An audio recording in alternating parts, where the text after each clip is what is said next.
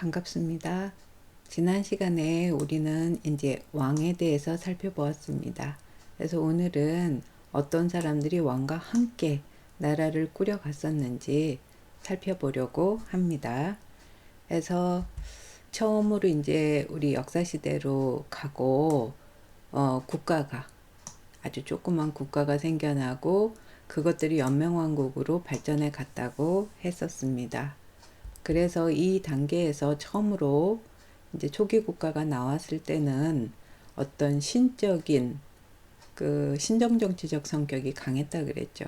그래서 그 환웅과 같은 어떤 주술사 왕 또는 우리 단군왕검 단계로 넘어가도 사제왕적 성격이 강한 그런 그 통치자들이 나타나서 이제 권력을 가지기 시작했다고 얘기를 했었는데, 이 단계까지는 아직 그 개인적으로 그를 도와주던 그런 부하 개념의 그런 사람들이 함께 그 조그만 나라들을 끌어갔다고 보면 되겠습니다. 그래서 여기 우리 풍백이나 우사나 운사나 이런 이름을 붙인 존재들은 그 신정정치를 할 때 일테면 하늘에 제사를 지낸다든지 뭐 이럴 때 옆에서 그 의식을 같이 보좌를 한다든지 이런 식으로 되는 거고, 이후에 그 당군의 기능 마찬가지로 그렇게 보좌하는 사람들도 있었겠지만 왕검의 존재로서 세속적인 이제 왕으로서 할 때는 힘을 가지고 그 말 안 듣는 사람들 가서 혼내주고 뭐하고 하는 이런 역할들을 했겠죠. 그런데 세금도 뭐 걷어오고 이런 일을 했을 텐데, 그 기능을 하는 사람들이 그 사회에서 무슨 어떤 선발 제도가 있고 이래서 뽑히는 게 아니고, 다만 그 사회 권력을 가진 존재가 이제 마음에 드는 대로 이제 임명을 하고 언제든지 다시 쫓아낼 수도 있고 이런 상태였다고 볼 수가 있겠죠. 그러다가 조금 지나면서 이제 연맹왕국 단계로 넘어가고, 특히 이제 위만이 와서 왕위를 찬탈하는 이 무렵이 되면, 위만조선은 중국의 한나라하고 이제 그 외방의 신하로 하면서 외교 관계를 맺고 이제 주변도 많이 정복을 해갖고 사방 수천리가 되는, 아직까지 연맹왕국이지만 중앙에 있는 왕검성에 있는 그 맹주국으로서 그 연맹왕국의 왕의 위치가 이제 정해지기 시작하는 이런 시점이란 말이죠. 그러면 어떻게 될 거냐 하면, 이 주변에 있는 많은 이제 위맘조선에 복속하는 그런 곳에 있는 족장 그룹들이 있을 거고요. 독자적으로 생활하고 있는. 그 다음에 중앙에 있는 그 왕한테 이제 봉사하는 사람들이 있게 될 거라는 거죠. 그러면서 그 사람들한테 이제 중국에서 이제 교역을 하니까 중국식 이제 관직 이름을 가져다가 너 이 이름으로 사용해 가지고서 임명할 테니까 잘해봐, 이런 식으로 될 수 있다는 거죠. 그래서 일단 상이라는 호칭이 기록상 나온다는 거죠. 이거는 뭐 조선상, 뭐 역계상 이런 식으로 해서 각 지역을 통할하던 그 족장 그룹들 있잖아요. 그 사람들한테 이 중앙의 맹주국에서 이제 임명한 우리 재상 이런 개념으로 상이라는 호칭도 나오게 되고, 한편으로는 중앙정부에서 이제 왕한테 봉사하는 사람들은 행정 업무를 하는 사람들이 있겠죠. 그 사람들한테는 대부 이런 호칭을 주게 되고, 그 다음에 군사적으로 나가서 이렇게 하는 장군들, 이런 존재들도 이제 명칭이 정해져서 이제 조금 더 체계를 갖춘 그런 사람들이 이제 왕과 함께 나라를 끌어가기 시작했다는 거죠. 그러다가 이제 그 조선이 한나라하고 갈등을 빚으면서 결국은 멸망되게 되죠. 그러니까 한나라는 여기다가 우리 한사군이라고 부르는 사군을 설치를 하고, 그 사군 아래는 이제 많은 현들이 두어졌다고 했습니다. 그러니까 한나라식 군현제도를 이제 설치를 했던 거죠. 그렇게 돼 있는데, 여기다가 이제 어떻게 하냐면 한나라 입장에서는 장리들을 파견합니다. 이 지역이 여기 요동군을 설치하고 이 지역을 중심으로 해서 동이 지역은 간접적으로 통제한다 그랬잖아요. 그러니까 낙랑군을 설치했다 그래서 속속들이 모든 사람들을 여기다 보내갖고 다스리는 게 아니고 간접적 통제니까 중앙에서 직접 한나라에서 파견하는 장리는 아주 소수만 오는 겁니다. 그래서 낙랑을 예로 들면 낙랑군이니까 낙랑군의 태수 정도. 그리고 그 아래에 이제 군사적 이런 역할을 하는 여기 밑에 보면 도위라는 게 있죠. 그런 거를 부속으로 뭐 딸려서 보낸다든가 이렇게 해서 행정가, 군사적인 거, 그다음 총책임자 이런 식의 장리는 몇 명 안 되는 사람들이 파견돼서 오는 겁니다. 그러고 나서 그 밑에 이제 현이 여러 개가 있으니까 그 현의 책임자 정도, 현령 뭐 이렇게 부르는 그 사람들 정도만 파견돼 오는 거죠. 그럼 그 지역을 실질적으로 통제하는 실무를 맡아보는 사람들은 그 현지인들을 사용을 하는 겁니다. 그런 사람들이 이제 우리가 속리라고 부르는, 초반부에는 막 왔는데 이쪽 지역은 아직 그런 훈련이 안 돼 있잖아요. 그럼 요동군 같은 데서 일단 파견해 갖고선 역할을 하다가 조금 지나서 훈련이 되면 이제 그 해당인들, 현지인들이 이제 역할을 하게 되는 이런 식으로 운영을 했던 거고, 그리고 삼노라는 걸 둬서 이 다르잖아요. 한나라하고 이쪽 지역하고는.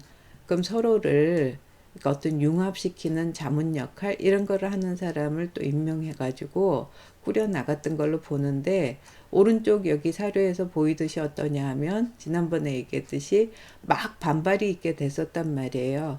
한나라의 일방적인 이런 게 거기 되니까 한나라는 여기 요동군하고 밑에 있는 낙랑군을 중심으로 해서 핵심 지역만 확보하는 걸로 이제 정책을 바꾼 거죠. 그리고 그 모든 지역을 이렇게 포기한 다음에 그 지역에 있었던 토착 세력들, 우두머리들한테 일종의 이게 명예직 같은 것들로 이렇게 주면서 너희도 우리한테 와가지고 가끔 인사하고 그래. 이런 식으로 체제를 끌어가게 됐었다. 이렇게 볼 수 있는 거죠. 그렇지만 이 주변에 있던 한 군현하고 주변 국가들이 계속 관계를 맺었고, 또 한나라 군현 안에서는 이 오니까 어떻게 되면 세상이 좀 더 각박해지는 거죠. 여기선 풍속이 나빠진다고 보는 건데, 그러다 보니까 법령이 많이 늘어난 거예요. 그래서 팔조법금 이런 단순한 게 아니고 조항도 늘어나고 해가지고서 법령을 만들어 놓고 거기 입각해서 사람들을 통제하는 방식의 그런 그 일을 위해 가지고서는 그 고용되는 사람들, 이런 사람들도 이제 많겠죠. 그러면서 점점점 어떻게 보면 좀 체계 있게 사람들을 이제 통제하는 이런 방식이 이 주변에 있는 곳들, 부여라든지 뭐 고구려라든지 이런 쪽으로도 이제 점점점 영향을 미치겠죠. 밑에 사만이나 이런 식으로. 그러다가 이제 우리가 삼국시대가 되면 본격적으로 고대 국가로 성장해 가기 시작한다 그랬습니다. 그럼 이 시절에 이제 왕권이 강화되기는 하죠. 그렇기는 하지만 여전히 고대 국가는 귀족 국가라고 얘기를 했습니다.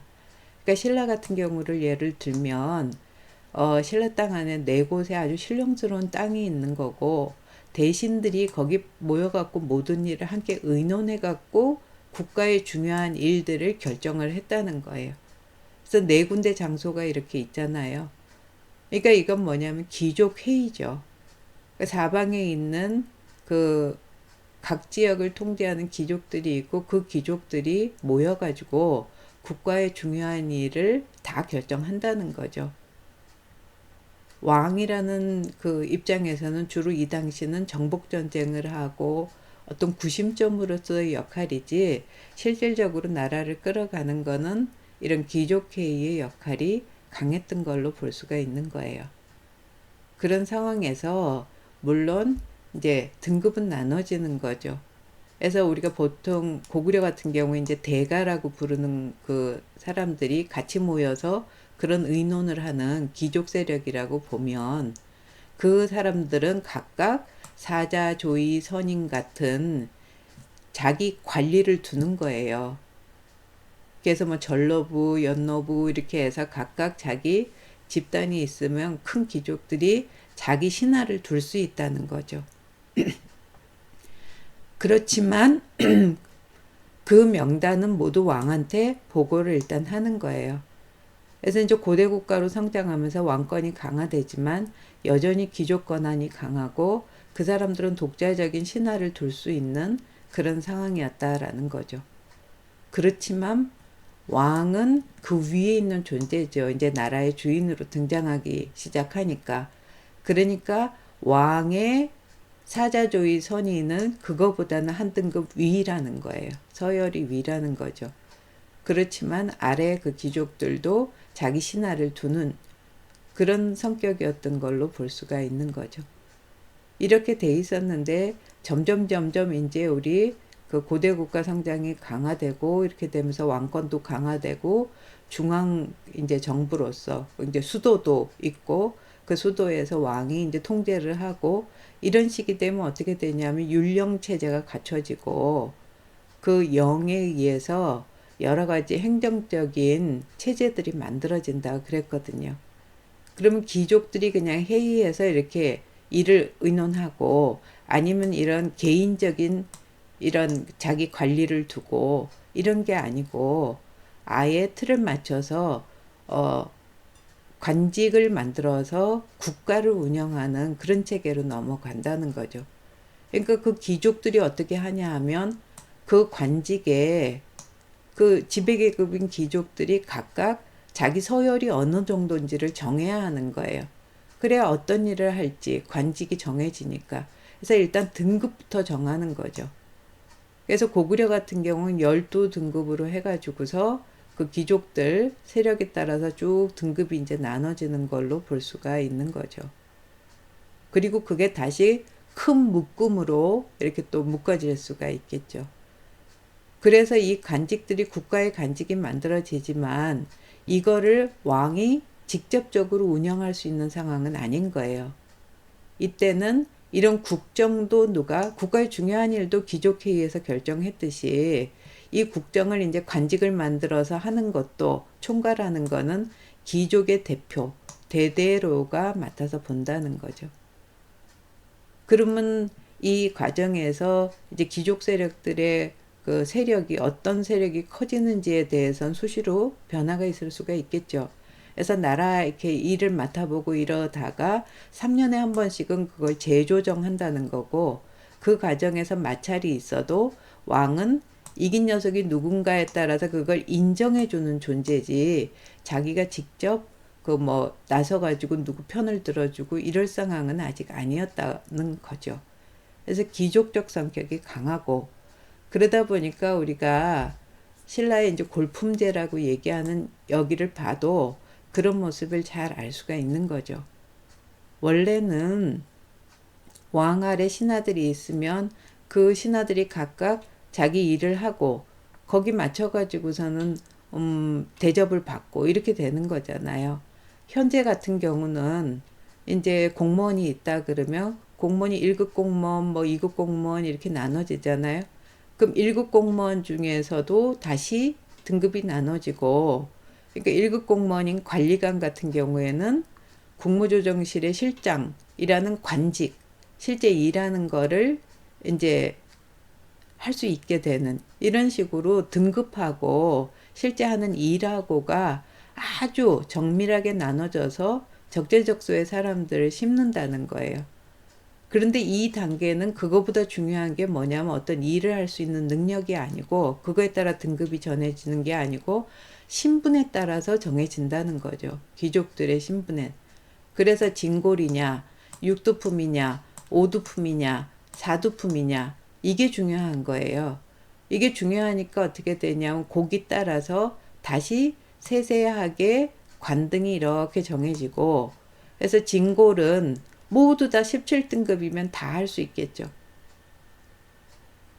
그런데 육두품은 어디까지만 올라갈 수 있냐 하면 6등급까지만 올라갈 수가 있고 오두품은 10등급까지, 사두품은 12등급까지만 올라갈 수 있는 등급이 나눠진다는 거예요. 그래서 이렇게 등급을 만들어 놓고 여기 맞춰서 이제 일을 하는 그런 직책들, 관직들에 이제 임명될 수 있게 한다는 거죠. 그러니까 이 실제로 무슨 일을 하는가보다 신분이 중요하니까 그 이제 관복을 입어도 이렇게 진골의 복색, 육두품의 복색, 오두품의 복색, 사두품의 복색 이런 식으로 해갖고 색깔이 정해진다는 거죠. 그러니까 실제 어떤 일을 할 수 있는 능력이나 이거보다 중요한 건 이 당시에는 신분이라고 볼 수가 있는 거고, 그래서 진골이 요만큼 최고위로까지 올라갈 수 있으면 진골은 여기 밑에 있는 하위 계층도 뭐 원하는 경우면 할 수도 있는 거죠. 그러면서 위로 올라가는, 그러니까 하한선은 없는 거예요. 상한선만 있는 거고, 또 한편으로는 이 내부에서 요렇게 승진되고 이런 식이 아니라는 거예요. 여기 있는 장관급, 요거는 진골만 할 수 있지만 이렇게도 할 수 있고, 경우에 따라서 이렇게도 할 수 있고, 그때 상황에 따라서 임명될 수 있다는 거죠.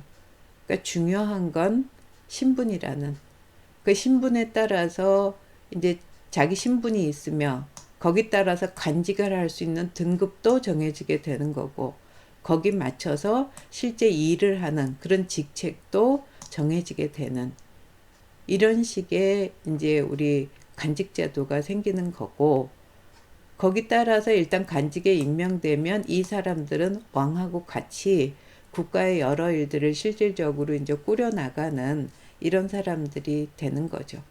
그러니까 국가의 핵심적인 일들은 귀족회의에서 결정하는 거예요. 그런데 이제 행정적인 여러 가지 업무라든지 이런 일들을 실제로 하는 거는 이런 이제 율령체제에 입각해서 제도가 만들어졌고, 그 사람들은 자기 신분에 맞춰서 등급이 정해지고 거기 따라서 관직을 받고 왕하고 같이 이제 여러 가지 행정 업무를 하는 이런 방식이라고 볼 수가 있는 건데, 이 행정 업무조차도 왕이 상징적으로 위에 있기는 하지만 요새로 치면 국무총리식으로 총괄하는 역할을 하는 거는 귀족회의의 대표였다는 거죠. 그러니까 왕이라는 건 주로 이 이제 고대 국가 단계 초반배 삼국시대에 만들어졌을 땐 주로 정복 전쟁을 한다든지 아니면 뭐 여러 가지 사상적이나 여러 가지 의미에서 국가의 어떤 상징적 구심점 이런 역할이 더 강했던 걸로 볼 수가 있습니다. 그러니까 어떻게 되냐 하면 이제 통일신라 발해 이렇게 되면 왕 입장에서는 좀 더 나의 신하를 거느리고 실제로 내가 나라를 꾸려가고 싶다 이런 생각들을 하게 되겠죠. 그래서 우리 왕들이 전제왕권의 꿈을 꾸기 시작했다라고 얘기를 했었습니다. 그런데 이때까지 이제 우리나라에 영향을 줬던 중국의 이제 관직 제도를 잠깐 살펴보면 일단 주례가 있습니다. 중국에서 최초로 제대로 틀을 잡은 나라가 주나라고, 거기에 모든 기본적인 정치의 기본이 들어있는 책입니다. 거기 보면 어떻게 돼 있냐 하면 천지, 춘하, 추동 해갖고 이렇게 6분야로 나눠갖고 관직들이 이렇게 정해져 있어요. 그래서 이게 나중에 쭉 이 동양사에 있어서는 중국 문화권에 있는 국가들한테는 그 관직제도를 정하는데 기본이 되는 편제입니다. 그래서 우리 보통 익숙한 게 이호, 예병, 현공이라는 그 구분이죠. 그래서 이라는 거는 주로 인사권하고 관련된 이런 행정, 인사 이런 겁니다. 인사행정하고, 호라는 거는 재정적인 경제적인 이런 문제고, 예라는 거는 교육이라든지 외교라든지 문화 이런 계통이고, 병이라는 거는 군사적인 거고, 형이라는 거는 이제 형벌, 사법 뭐 이런 거하고 관련되는 거고, 공이라는 거는 뭐 건축, 토목 이런 거하고 관련되는 거거든요.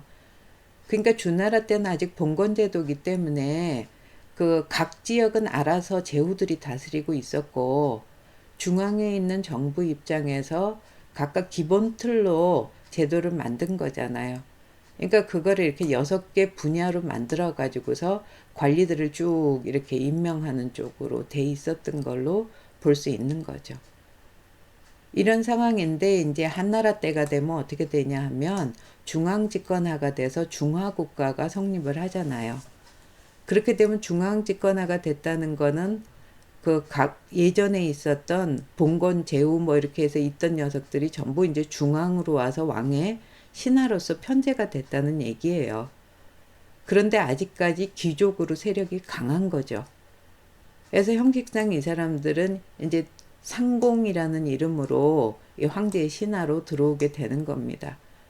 그래서 우리 왜 그 삼국지만 봐도 동탁 같은 사람들이 나오면 누구 승상이 돼가지고서 행정을 총괄하고 이렇게 나오죠. 그럼 태의는 군사를 총괄하고 어사대부는 감찰권을 가지는 이런 사람이거든요. 그러니까 실제로 중앙집권화가 됐다 그래도 황제가 정권을 못 가지고 이런 과거에 그 지역의 각 지역의 그 귀족권 이걸 대표하는 사람들이 와서 귀족 세력의 대표로서 그 큰 힘을 가지고 있고 이 사람들이 위에 이제 총괄 업무를 하고 밑에 국영들이 실질적으로 행정실무를 나눠서 이렇게 보는 이런 체제로 가게 되고 지방이 이제 들어오니까 그 각 지방에 대해서 아까 우리 그 한사군 때 봤던 뭐 군의 군태수나 군승이나 도의나 뭐 이런 식으로 제도들이 갖춰지게 되는 거거든요. 그래서 우리나라에서 처음 이제 고대국가로 성장하는 삼국시대에는 백제 같은 경우에는 이 주례에 입각한 이 체제를 직접적으로 많이 받아들였고, 그 고구려나 신라 같은 경우는 그쪽에서 나오는 여러 가지 이름이나 뭐 이런 것들을 좀 받아들여서 독자적으로 자기 제도하고 해가지고서 섞어서 토착적으로 운영을 했던 걸로 볼 수가 있는데 이제 통일신라가 되면 중국하고 본격적으로 이런 제도를 받아들이면서 교류를 하잖아요. 그렇지만 아직까지는 그 통일신라만 해도 귀족 세력이 강한 거예요. 그 귀족 회의에서 중요한 일을 그 거의 결정하는 이런 상황에서 왕이 권한을 강화하려고 하는 상황이죠. 그러니까 아직까지는 이렇게 상공이 성립할 상황은 아닌 거예요. 중요한 일은 귀족회의에서 하니까 밑에서 왕은 무슨 역할을 하냐 하면 그 일반 거의 똑같이 다 부죠. 그러니까 그 주례 체제에서 나오는 것처럼 그 호칭들은 뭐 한나라 제도나 이런 데서 나오는 이런 부서 명칭을 좀 따오기도 하고 이러지만 기본적으로 그 일률적으로 행정을 보는 이 행정직들은 여기 이제 핵심 중앙관청만 여기 표시한 거예요. 이것 말고도 많은 소소하게 뭐 여기 일테면 감찰 업무를 한다 그러면 여기 부 밑에 딸려 있는 다시 조그만 관청들이 쭉 있겠죠. 그런 행정 업무를 쭉 두고서 하지만 그게 일렬로 거의 이렇게 늘어서 있는 거예요. 행정 업무를 나눠서 보는 거고 중요한 일을 전체적으로 결정하는 건 여전히 귀족회의 소관으로 볼 수가 있는 거예요. 그러니까 왕 입장에서는 어떻게 하냐면 이 전체를 그 내가 일단 휘어잡고 가는 이런 쪽으로 하면서 귀족회의에 조금 대처하는 이런 쪽으로 하고 싶으니까 집사부 기능을 강화를 한 거죠. 그래서 나중에는 이게 이제 성이라는 부하고 구분되는 그 호칭을 가지기도 해서 전체에서 왕이 국가의 이런 행정적 기본 틀을 다 가지고 이 집사부가 그 귀족회의에 이렇게 대항하는 어떤 그 역할 이것까지도 이제 올리려고 생각들을 했던 거죠. 그래서 다양한 형태의 주로 이제 한나라에서 나오는 이제 호칭 같은 것들을 많이 해서 국가에서 꼭 필요한 일들이잖아요. 세금 업무라든지 군사 업무라든지 뭐 외교, 형벌 이런 것들이 모두 이제 쫙 포진을 하는 그런 관청들이 만들어지게 됐던 거죠. 그리고 이런 일들을 이제 맡아보는 사람들을 이제는 제대로 교육시켜서 그 예전처럼 개인적인 관료라든지 아니면 그 귀족의 자식이니까 이런 개념이 아니고 소양을 갖춰서 이제 그 가르쳐 가지고서 선발해서 쓰겠다라는 쪽으로 가게 되는 거예요. 그래서 독서 상품과 같은 걸로 국학에서 열심히 공부하면 그거 시험을 보는 거죠. 그래서 뛰어난 사람들은 선발도 하고 좀 그 문무관료전이나 이런 그 대가도 지급하고 하면서 전체적으로 이제 왕의 신하로서 왕 아래 관료로서 키우려고 하는 시도들을 하게 됐던 겁니다. 그런데 보통 이제 우리가 볼 때는 이런 행정직하고 귀족회의만 되게 생각을 하는데 국가를 꾸려가는데 이 상태에서 아주 중요한 역할을 했던 게 승직입니다. 그러니까 삼국인 모두 불교를 받아들여서 전체를 통합했었고 이후에도 불교 승려들은 최고 지배층입니다. 그래서 그 사람들한테 승직을 부여해갖고 기본적으로 국가의 어떤 그 행정직과 다른 의미에서 국가를 꾸려나가는 역할을 하게 했던 거죠. 그리고 이제 왕 같은 경우는 왕실을 특별히 보좌하는 궁정직들이 두어집니다. 그래서 궁정에서 뭐 왕의 심부름도 하고 그 여러 가지 궁궐 관리도 하고 이런 일들이거든요. 이런 거는 역사상 큰 차이가 없는 일들이잖아요. 되게 비슷하게 계속 유지가 되기 때문에 공식적으로 얘기들을 잘 안 하지만 이 궁정직도 규모가 크고 가끔은 왕이 자기 권한을 강화하고 싶을 때 이 궁정직을 이용해서 그런 그 매개 역할을 하기도 했던 겁니다. 그래서 다양한 형태의 이제 사람들이 이제 왕하고 함께 나라 일을 직접적으로는 이제 꾸려가기 시작하는 시기로 넘어오는 거죠. 하지만 여전히 중대사는 아직도 귀족회의 의 힘이 남아있는 상태라고 보면 되겠습니다. 근데 이제 발해 같은 경우는 우리 지난 시간에 발해 왕이라는 거는 국내적으로는 15부가 각각 독자적으로 운영이 되니까 대외적으로 그 무슨 교류를 한다든가 아니면 내부에서 기본 틀을 이렇게 제도의 틀을 제시하는 이 정도 역할로서 왕권 강화를 해 나갔다고 그랬는데 중국하고 아주 교류가 딱 붙어갖고 굉장히 밀접하게 이루어지거든요. 그래서 당나라 문화를 직접적으로 많이 받아들입니다. 그래서 신라보다는 먼저 이 간직제도의 틀은 좀 더 발전된 형태로 나가게 됩니다. 실제 운영하고는 별개 문제죠. 이렇게 돼 있었는데 이 당나라식 제도라는 건 이후에 굉장히 영향을 많이 미치는, 그래서 보통 우리 뭐라 그러냐면 삼성육부 제도라고 얘기하는 이런 제도가 골간입니다. 뼈대가 되는 건데 당나라는 이전하고는 많이 다릅니다. 한나라처럼 그 귀족 세력들이 들어와 갖고 위에서 뭐 전체를 총괄하고 이런 거에서 벗어나서 이제 황제권이 강화가 되고 중앙집권화가 좀 더 진행이 되거든요. 그래서 이 과정에서 중요한 게 뭐냐면 이제 관리들을 유학 공부를 시켜가지고서 학교에서 대학을 만들어 놓고 공부시켜서 걔들을 과거 시험 봐갖고 뽑아서 쓰기 시작했다는 거죠. 그러니까 귀족 자식이라서 그냥 되는 체제를 벗어나는 겁니다.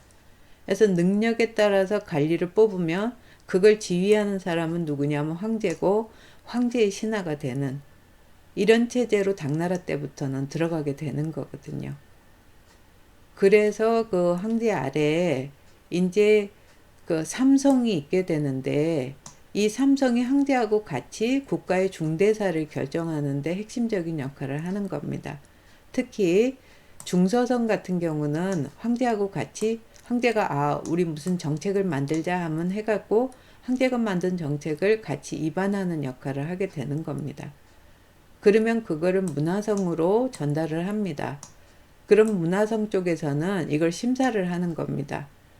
그래서 이 정책은 시행하기가 곤란합니다.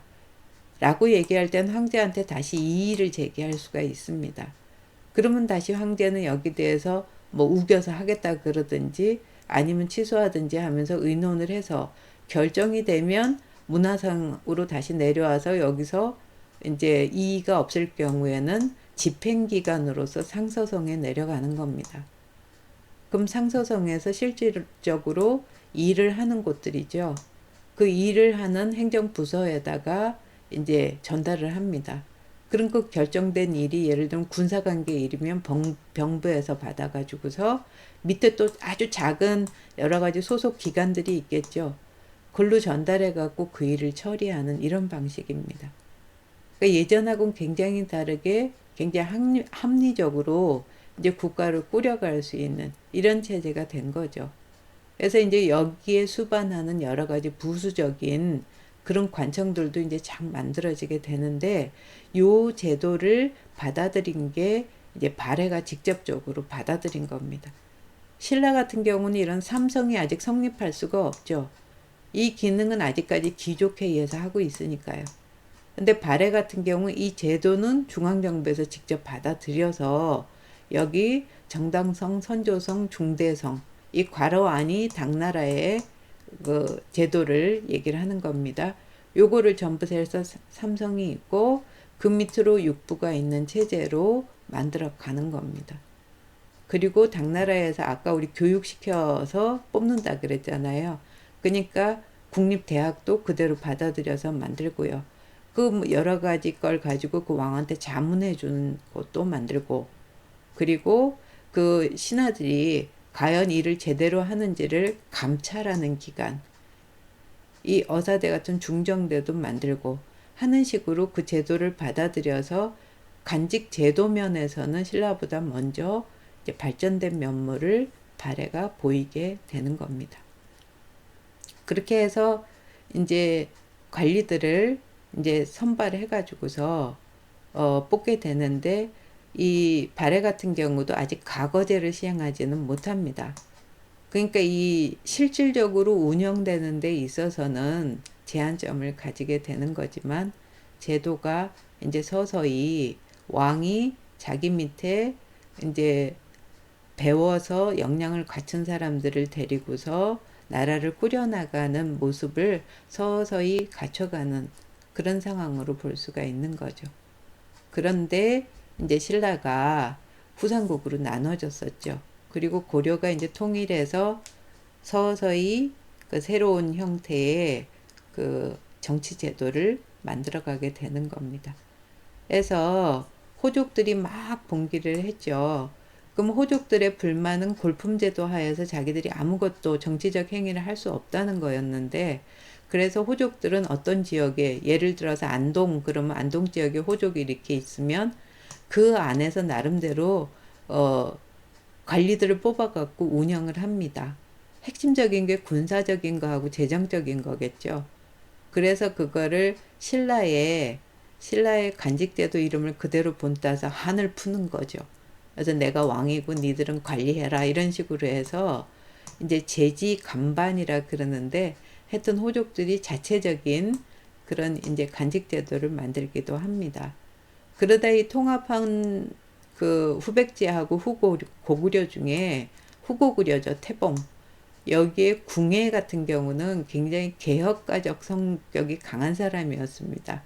그래서 이 태봉에서 궁예는 이제 중국식 삼성육부제를 받아들여서 태봉식 관제를 만듭니다. 그래서 그걸로 이제 운영을 좀 하려고 하는데 금방 왕건에 의해서 이제 쫓겨나게 되는 거죠.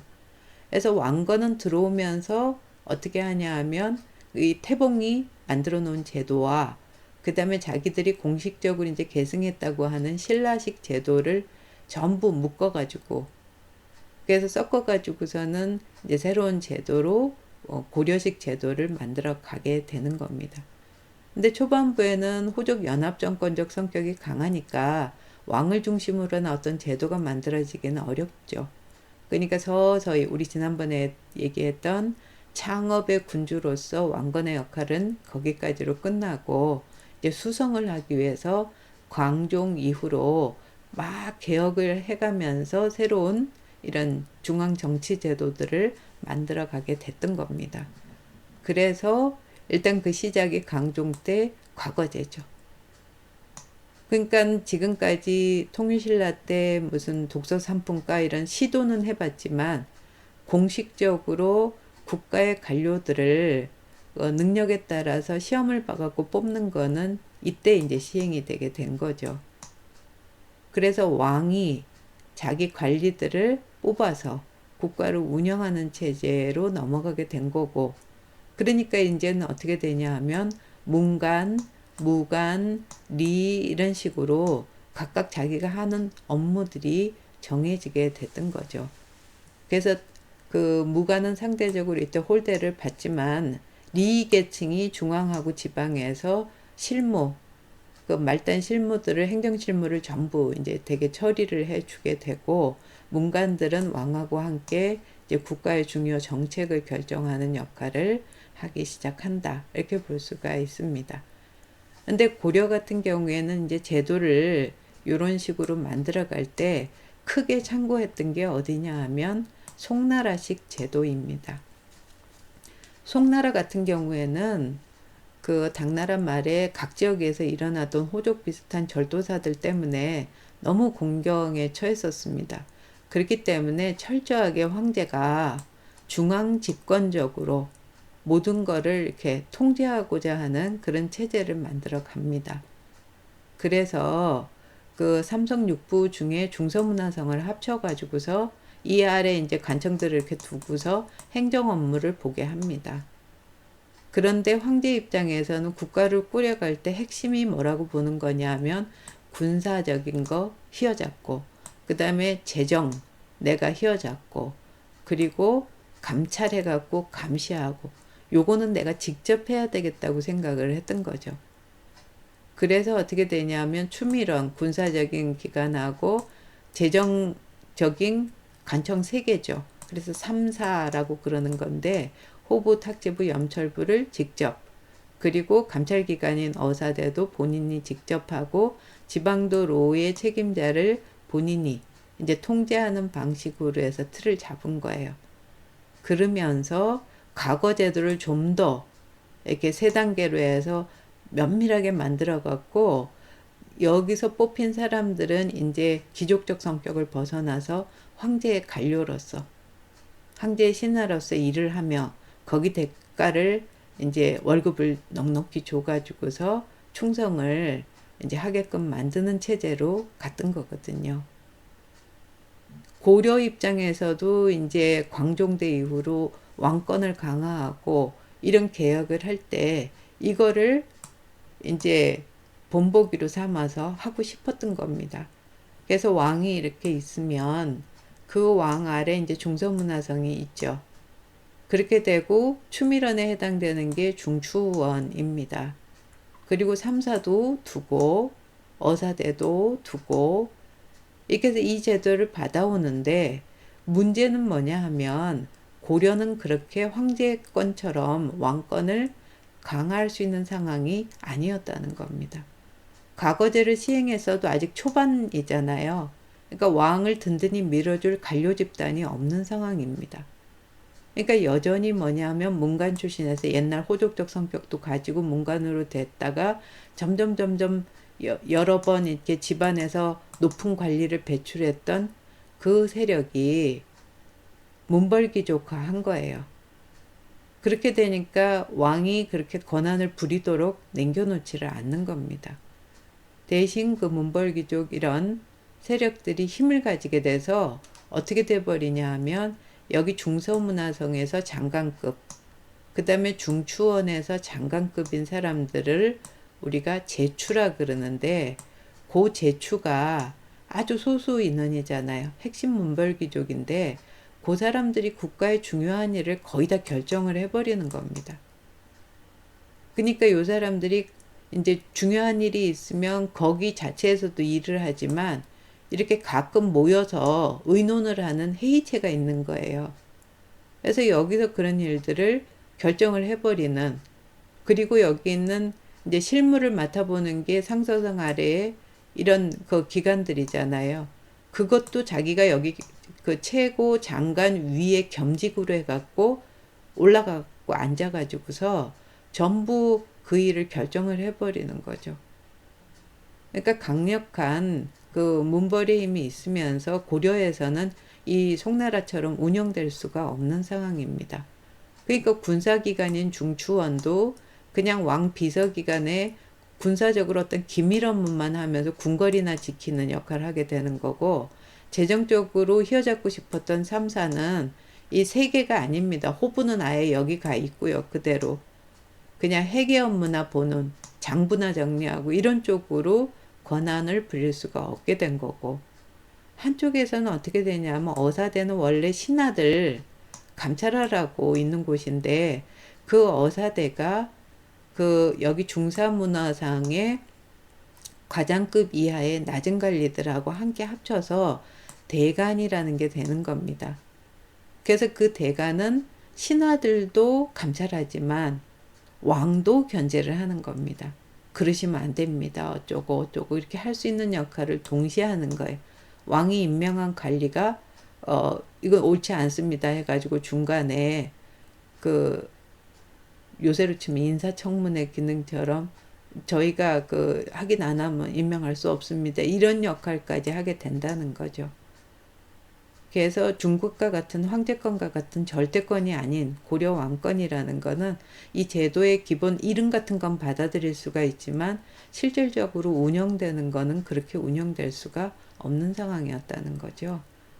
그러면서 아직까지는 여기처럼 유교적인 국가를 완전히 가지 못한 상황이니까 승관의 역할도 큰 겁니다.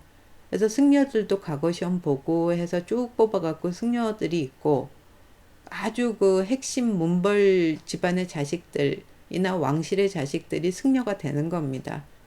그리고 최고에서는 국가의 스승인 국사가 나오고 왕의 스승인 왕사가 나와서 최소한 정신적으로는 왕 위에 존재하는 그런 승관들도 있게 된다는 거죠.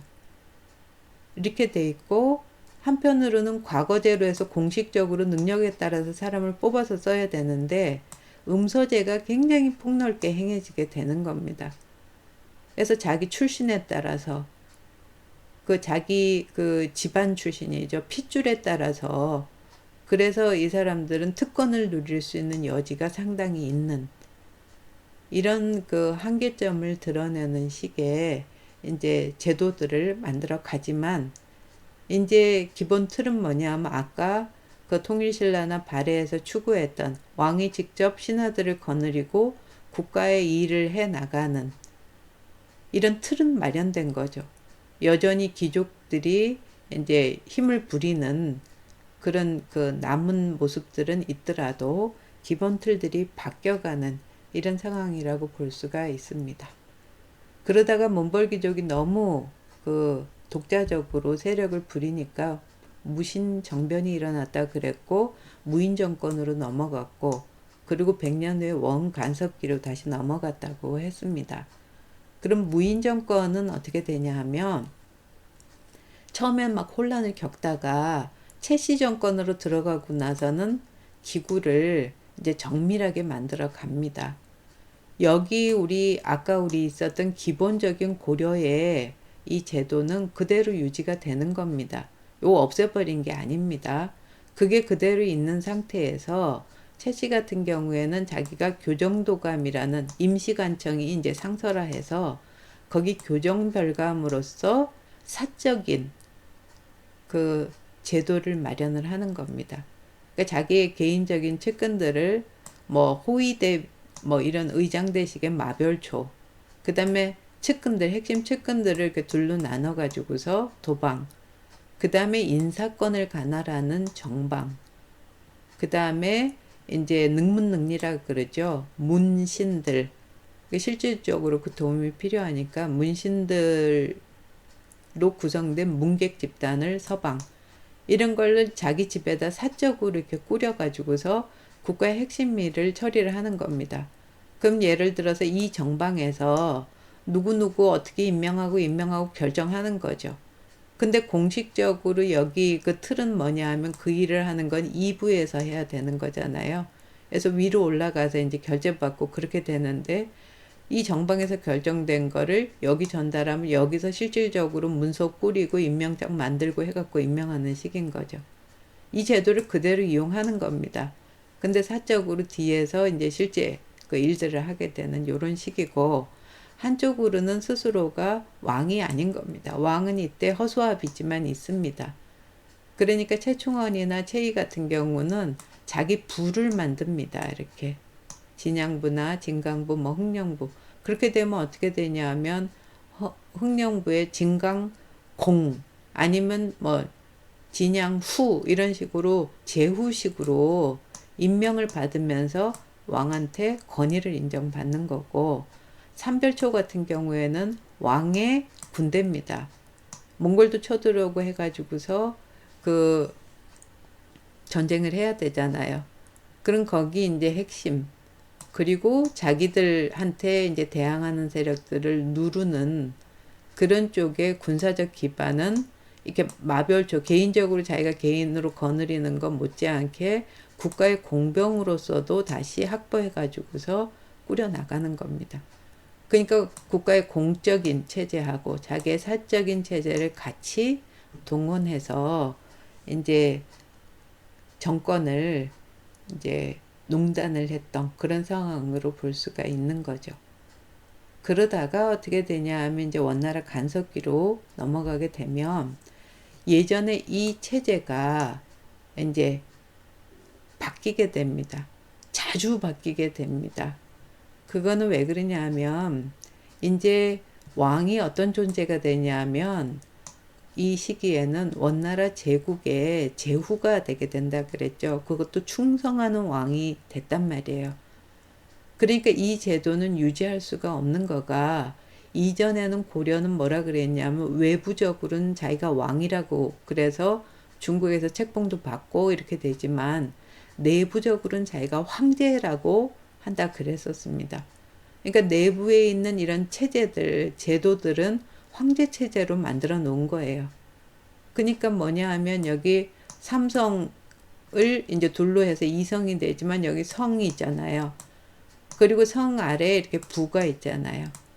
이 호칭들은 전부 황제 국가에서 사용하는 호칭인 겁니다. 그걸로 틀을 만들어 놨던 거죠. 당나라처럼 이렇게 만들어 놨는데 이제 제후국에서는 이거는 쓸 수 없는 거죠. 그러니까 어떻게 되냐 하면 여기 성 아래에 있던 부라는 게 제후국에서는 제일 위쪽으로 올라갈 수 있는 관직 이름이, 관청의 호칭이 되는 겁니다. 그러니까 어떻게 되냐면 여기 부가 되는 거죠. 그렇게 되고 부 아래에 있는 단위가 뭐냐 하면 사입니다. 그러니까 전부 사로 해가지고서 이것들을 해쳐 모여 해갖고 만들어 놓은 거죠. 첨의부 아래에 이렇게 사들이 쭉 있는, 그러니까 중추원일 텐 밀직사가 된다든지 어사되는 감찰사가 된다든지 육부는 이렇게 사사로 해쳐 모여 했다든지 이런 식으로 되는 거거든요. 그리고 조금 시기가 지나면 이 그 관직 호칭들이랑 체제가 자꾸 바뀝니다. 그 당시 정세가 워낙 복잡하니까. 그리고 공민왕이 들어와 가지고서 이 제도를 아까 우리 만들었던 고려의 원래 제도로 삼성육부제 기본으로 바꿨다가 또 나중에는 또 바뀝니다. 이런 식으로 계속 변화가 있던 그런 시기라고 이해를 하면 되는데, 이런 상황에서 이제 가장 중요한 역할을 하게 되는 게 어디냐 하면 도평이 사사입니다. 여기 도병마사, 식목도감 이런 것들이 이제 제추나 이런 사람들이 모여가지고선 국가의 중요한 일들을 결정하는 곳이라 그랬었거든요.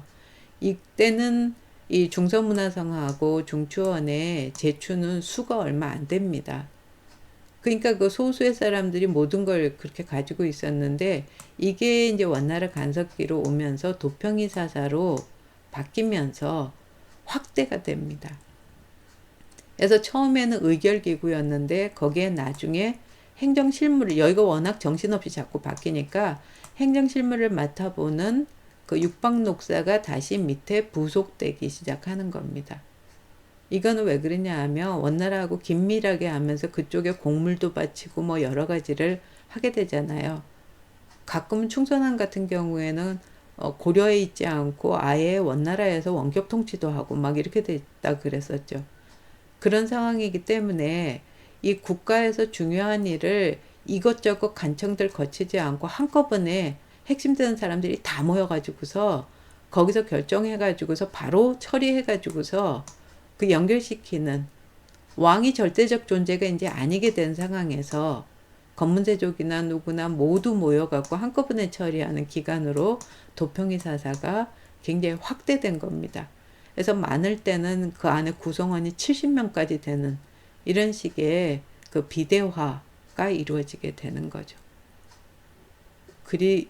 그렇게 되는데 한쪽에서는 어떻게 되냐면 원나라식 이제 그 체제에서 일부 요소들이 들어오게 되죠. 원나라 제도는 위에 칸이 있죠. 그래서 원나라 황제가 있게 되면 이게 그 유목 민족들의 국가기 때문에 그 족장 회의 비슷한 쿠릴타이가 있습니다. 여기서 황제도 추대하고 뭐 이렇게 하는 쿠릴타이가 있고 그 아래 이제 군사권, 행정권, 감찰권을 나누죠. 그래서 중앙에 이제 초밀원, 중서성, 어사대가 각각 있고 지방은 거기 따라 가지고서 하나씩 그래서 각 국가 하나 단위가 행성이 된다고 그랬었습니다. 행정적인 행성이고 감찰로 행대, 행어사대죠. 여긴 행중서성, 여기는 행추밀원 이런 식으로 각 지방에 이렇게 설치가 돼서 분권화를 시켜 놓은 거고요. 이 행정적으로 놓고 볼 때 행정구역을 쭉 밑에 이렇게 만듭니다. 행성 아래. 그리고 거기는 로 아래 다루가치를 파견해 가지고서 실제로 이제 다스리게 되는 행정장관들이죠. 이런 방식이거든요. 이렇게 돼 있는데 고려 같은 경우에는 그 행성은 정동행성이라는 게 설치가 되지만 밑에 이런 식으로 그 행정구역 설치돼서 원나라 체제로 편제되지 않고 독립국가로서 유지가 된다 그랬었습니다. 그러니까 이 정동행성은 부속기관으로 뭐 이문소 이런 게 있긴 하지만 초반부에는 고려 왕이 여기 책임자를 겸임하는 겁니다. 그래서 주로 원나라에 반대하는 녀석이나 뭐 이런 녀석 처단하고 뭐 이런 역할 정도, 그리고 왕의 힘이 좀 약해질 때는 여기서 이제 좀 간섭도 하는 이 정도 역할을 했던 겁니다. 그리고 이제 일본 치러 가고 뭐 하고 하면서 군사적으로 원나라식 제도로 이 군사제도는 원나라는 만호, 천호, 백호 이렇게 가는 겁니다. 그래서 만호부가 설치가 됩니다. 주로 일본 정벌을 하려니까 해안가에 이렇게 만호부가 많이 이제 설치가 되고 나중에 육지에도 설치가 되고 해서 군사체제로 만호부 체제가 이제 들어오게 됐던 이런 상황으로 볼 수가 있습니다. 그래서 끊임없이 이제 변화하던 이런 상황에서 주로 검문세족들이 도평이 사사에 모여가지고서 국가의 중요한 일을 전부 결정하고 밑에 있던 그 일부 간원들은 그 계속 필요 없는 관직까지도 늘어나는 겁니다. 그러니까 그거를 이렇게 전부 쳐내고 제대로 된 그 관직 제도를 만드는 데는 그 힘이 필요했던 거고 엄청난 개혁이 수반이 돼야 되는 그런 상황에서 이제 조선으로 넘어가게 됐던 거죠. 그래서 조선 초기만 해도 도평이 사사가 그대로 유지가 됩니다. 수가 조금 줄었다 그래도 한 40명 이상. 그러니까 핵심적인 모든 그 장관급 이상 사람들이 거기 다 모여갖고 국가의 중요한 일을 의논하는 이런 식이었거든요.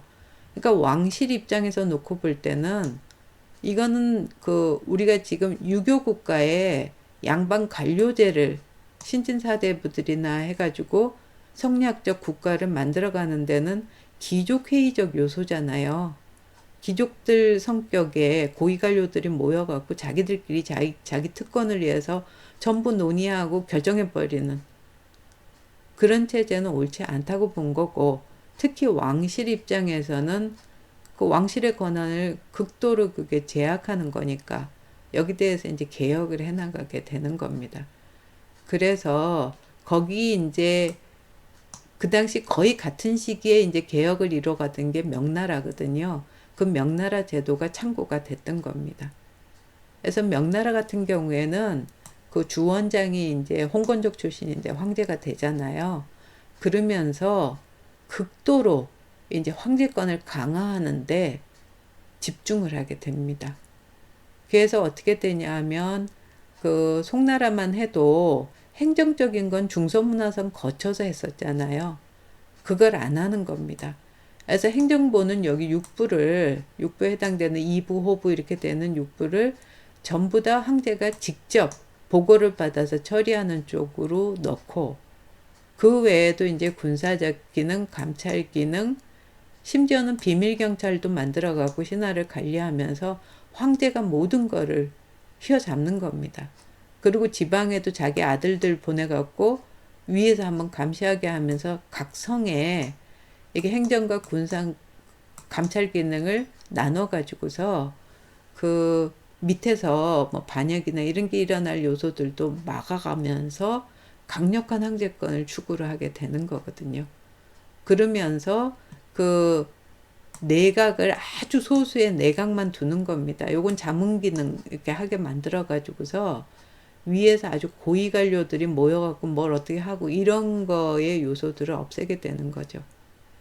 그러니까 조선에서도 우리 그 수성의 기반을 쌓았다는 태종 입장에서는 이런 제도를 받아들이려고 했던 겁니다.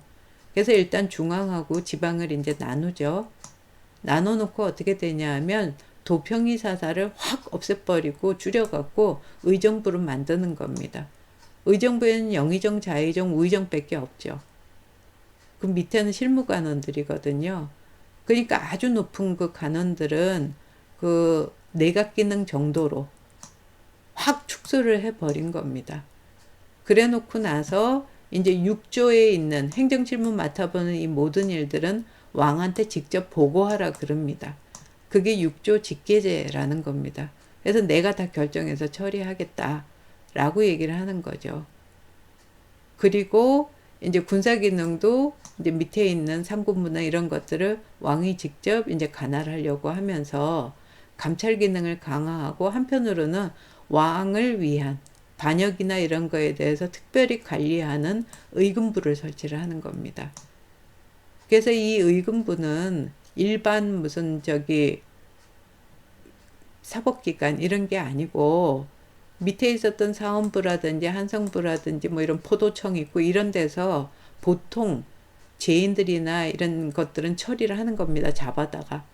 그런데 의금부는 왕하고 관련된 반역행위라든지 이런 것들만 잡아다가 문초하고 하는 무서운 기관으로 만들어 놓게 된 거죠. 그리고 왕의 비서기관이죠. 승정원. 이 기능을 강화를 시킵니다. 그래서 왕권을 강화하려고 노력을 하는데, 그러나 여기 마찬가지로 명나라의 이 황제권처럼 지금 이 사대부 세력을 완전히 누를 수 있을 만큼 왕권이 확립이 안 된 상황이죠. 그러니까 명나라처럼 그 운영되기가 어려웠고, 그래서 의정부를 비롯한 이 사대부 세력들이 반발을 하게 되니까 이제 세종 정도 되면은 어떻게 되냐면 그 중요한 일은 육조에서 의정부에 보고하고 왕한테 이렇게 보고하고 해서 다시 처리를 하는 것도 있고, 아주 중요하고 긴급한 일들은 육조에서 왕한테 직접 보고하는 식으로 해갖고 이렇게 중재적으로 나가게 된 거죠. 서로 균형을 맞추는 식으로 가면서 양반들이 이제 스스로 공부해서 관료가, 왕에 충성하는 관료가 돼서 국가를 서로 의논하면서 끌어가는 이런 방식을 만들게 되는 겁니다. 그래서 그거를 왕이 개인적으로 이래라 저래라 하는 체제를 벗어나자, 우리 합리적으로 통치를 하자. 그래서 어떻게 되냐 하면 성문법을 만들게 되는 거죠. 오늘날 헌법식으로 해서 딱 이것 만들어 놓고 이거 기본으로 하고 그 다음에 왕이 명령 내리면 여기 보충하고 하면서 합시다. 이렇게 해서 경국대전을 이 고려 말부터 시작해서 이 성문법을 만들려고 노력을 쭉 했고, 특히 이게 기여한 사람이 누구냐 하면은 우리가 보통 수양대군이라고 많이 얘기하는 세조입니다. 이 사람이 가장 핵심적인 역할을 해갖고 성종 때 되면 완성이 돼서 반포를 하게 되는 거거든요. 그래서 여기는 워낙 틀을 잘 갖춰놨어요. 관료제 사회로. 그래서 예를 하나 들어서 여기 보면 조선시대 관계 같은 경우도 문상계 따로입니다. 그 문관들에 관한 이 등급을 30등급으로 딱 나누는데, 무관들은 또 무관대로 이렇게 나눕니다. 종친들은 왕의 친척들이죠. 왕실 친척들은 그 별도로 다룹니다. 정치에 관여하지 못하게 하는 거거든요. 그러니까 유교 국가에서 지금 양반 관료제에서는 어떤 핏줄이라는 그런 요소들을 없앱니다. 왕실이라도. 그러니까 이 정치에서 배제하면서 대우만 해주는 거죠. 그런 게 의빈계도 있습니다. 그러니까 왕실로 장가온 사람들, 우리 부마라고 얘기하는 이런 사람들은 별도입니다. 그리고 밑에 아주 허드렛일하는 그 관리들도 있습니다. 심지어 천인들도 그 뭐 관청에서 여러 가지 일을 하니까 그런 건 잡직이라 그래서 따로 동반서반 나눠서 등급을 나눠 놓고, 그리고 저 국경지대에 있는 그 벼슬은 토관이라 그래서 동반서반이 또 나눠집니다. 이것들이 이런 식으로 모든 제도가 이 경국대조에는 하나하나 구체적으로 다 규정이 되게 되는 겁니다. 그래서 관료제를 그 합리적 틀에 의해서 시행할 수 있는 시기로 넘어온 거죠. 그래서 이 시기에 그런 관료를 뽑는 과거가 중요하겠죠. 그래서 과거제도도 굉장히 잘 정비가 되게 되는 겁니다. 그래서 보면 어떻게 되냐면 정기과거로 3년에 한 번씩 식년시를 뽑거든요. 그 식년시를 보면 거기에서 이제 종목이 있습니다. 요새도 왜 그 외무고시 따로 있고 일반고시 있고 뭐 행정고시 있고 또 뭐 이런 식으로 기술고시 있고 나누듯이 이때도 이 종목이 이렇게 나눠지는 거거든요. 그리고 임시과거는 여러 명목으로 해서 사람들을 이제 선발을 하게 되는 겁니다. 이렇게 해서 뽑을 때 가장 그 중요한 게 뭐냐 하면은 문과하고 무과입니다. 양반 관료제니까. 근데 무과는 그 유교 국가에서는 무관이 정치를 하는 건 배제합니다. 여기서 뽑은 사람은 이제 무관이 돼서 국가를 지키는 역할을 하는 거거든요. 이렇게 돼 있고 문과 중심으로 해가지고서 사람들이 이제 뽑게 되는 거거든요. 그러면 이걸 3등급으로 이렇게 3차로 뽑게 되고, 최종적으로는 누가 뽑냐 하면 임금이 뽑습니다. 등급을 정해서. 그래서 임금의 관료들. 고려시대는 임금이 뽑는 경우는 아주 예외적으로 있었습니다. 그런데 이제는 왕이 뽑아갖고 최종 시험을 주관해가지고서 내 관료들은, 나의 신하들을 뽑아갖고 운영을 하게 되는 거고, 그러나 국가의 기본 정책을 만드는지 않는 곳이 작가죠. 그러니까 행정실무입니다. 법관이라든지 의관이라든지 의사죠. 뭐 회계사 뭐 이런 종류에 되는 전문직 같은 경우에는 굳이 왕이 관여할 일이 아니기 때문에 2차로 뽑아서 해당 관청에서 뽑아서 이제 그 국가에 봉사하게 만드는 거죠. 그리고 고려가 이제 그 귀족제적 성격을 벗어났다는 게 뭐냐 하면, 양반이라고 할지라도 자기가 유교적 소양을 갖춘 군자가 아니면 더 이상 그 양반으로 남아있을 수 없다 그랬습니다. 그 유교적 소양을 시험 보는 그게 소과입니다. 그래서 이 소과의 합격, 생원시나 진사시인데, 여기 합격했다고 그래서 생원이나 진사가 되더라도 이 사람들이 그 벼슬을 받는 건 아닙니다. 벼슬을 받지 못하고 지방에서 생원어른, 진사어른 하면 양반으로서 자격이 있는 사람이다. 그래서 모름지기 양반이라면 이 소과에는 이제 합격을 해야 되죠. 그래서 합격한 사람이 이제 문과를 봐가지고서 국가의 관료로서 진출해서 왕하고 같이 정책도 만들고 이렇게 하는 식으로 과거제도도 이제 정밀하게 정리가 되게 되는 겁니다. 그래서 이때 만들어진 제도는 기본적으로 임금은 머리 역할을 하는 겁니다.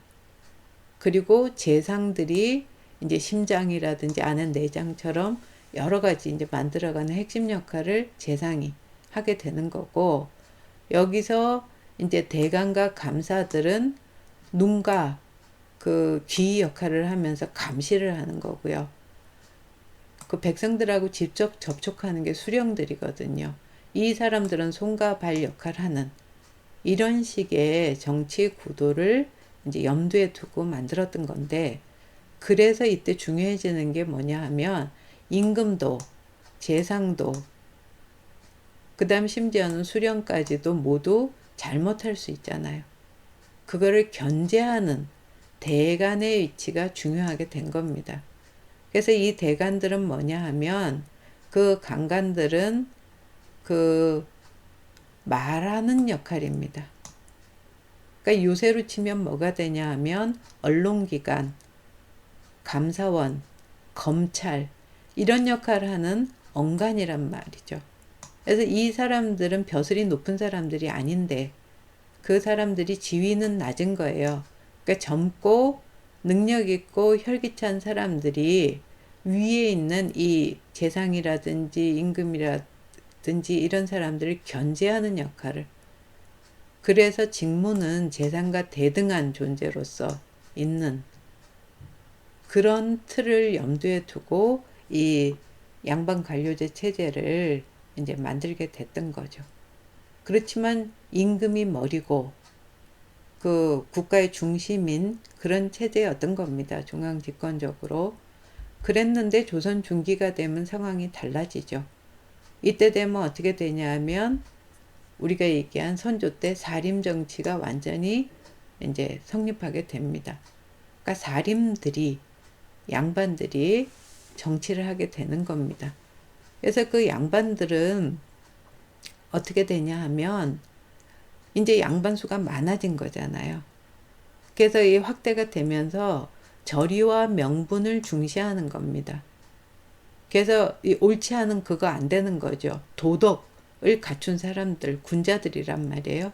그 사림들이 뭘 중심으로 해서 모이냐 하면 학통과 지연을 통해서 모이게 됩니다. 그러니까 누구의 제자 이런 식으로 해서 쭉 내려가는 성리학적인 학통이 있습니다. 그리고 지연이 있죠. 영남지방, 호남지방 이렇게 해서 내려가는, 요거에 입각해서 뭐가 만들어지냐 하면 붕당들이 만들어지는 겁니다. 그래서 그 내부에서 각각 자기들의 정치적인 소견이 있는 겁니다. 그래서 모두가 자기들이 군자니까 어떤 일이 있을 때 여기서 가장 합리적인 방안은 이거다 하는 식의 정치 집단이 만들어지게 됐다는 거죠. 그 사람들이 주로 이제 활동하게 되는 게 서원이나 사우나 이런 데서 각 지역에서 벼슬을 하지 않는 사람들도 이제 정치적인 어떤 세력을 각각 구성하게 됐다는 거죠. 이런 상황에서 이제 국가에 중요한 일이 있어요. 그러면은 이제 공론이 만들어지는 겁니다. 각 붕당별로 전부 얘기를 이제 의견을 내놓는 거죠. 중앙과 지방이나 이런 데서 그 의견들이 수렴이 돼서 이 의견이 제일 좋아 하는 쪽으로 이제 정치가 이끌어져 가는 거죠. 그게 이 사림정치의 기본 구도입니다.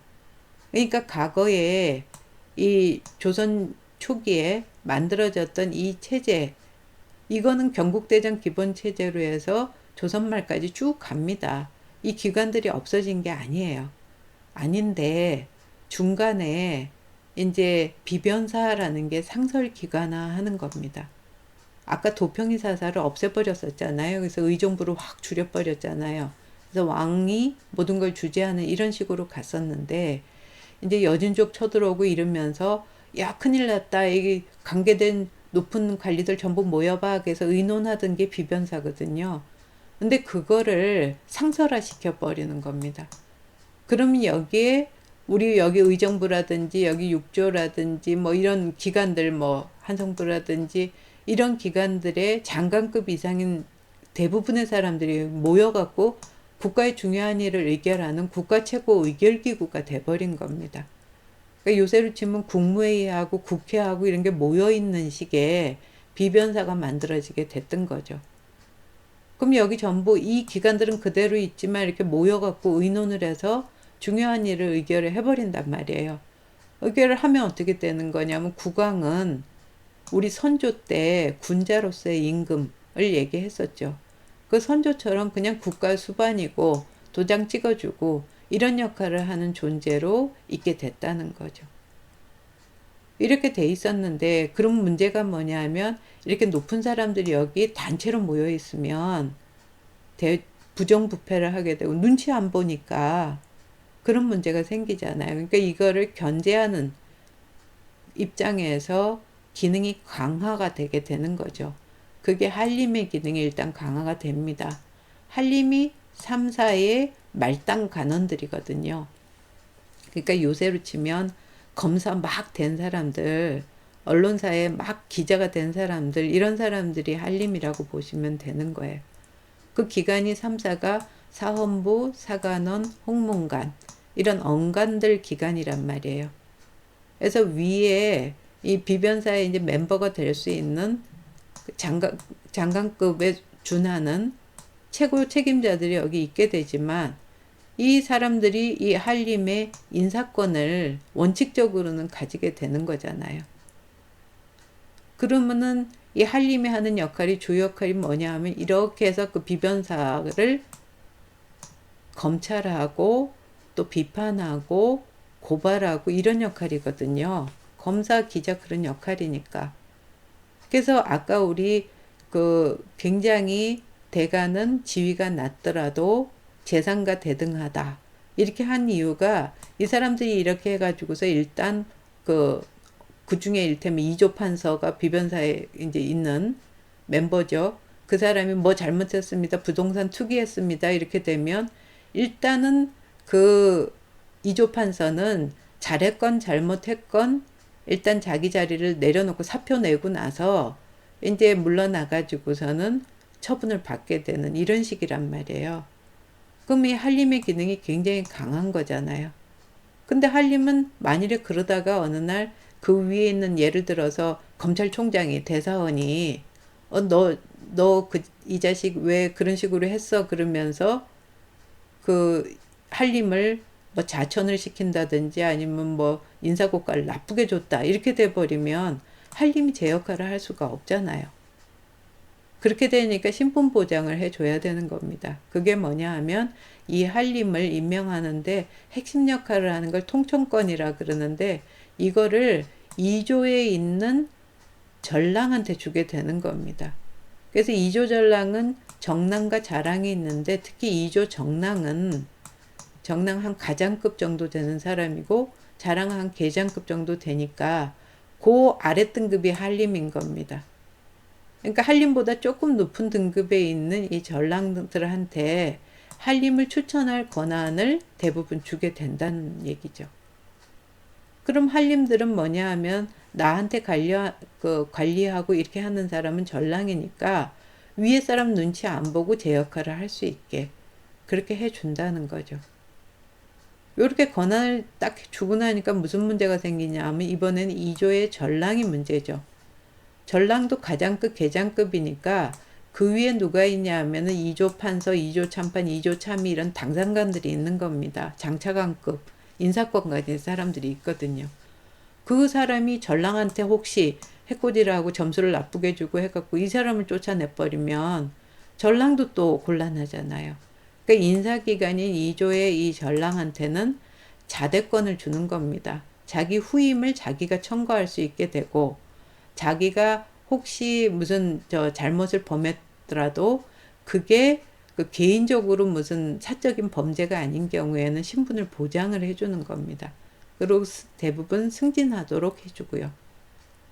그렇게 되면 한림은 전랑 눈치만 보면 되고, 전랑은 꿋꿋이 자기 길을 갈 수가 있으니까, 이런 상황에서 비변사가 부패하는 거를 막을 수 있는 이런 틀로 돼 있는 게 이 사림정치거든요.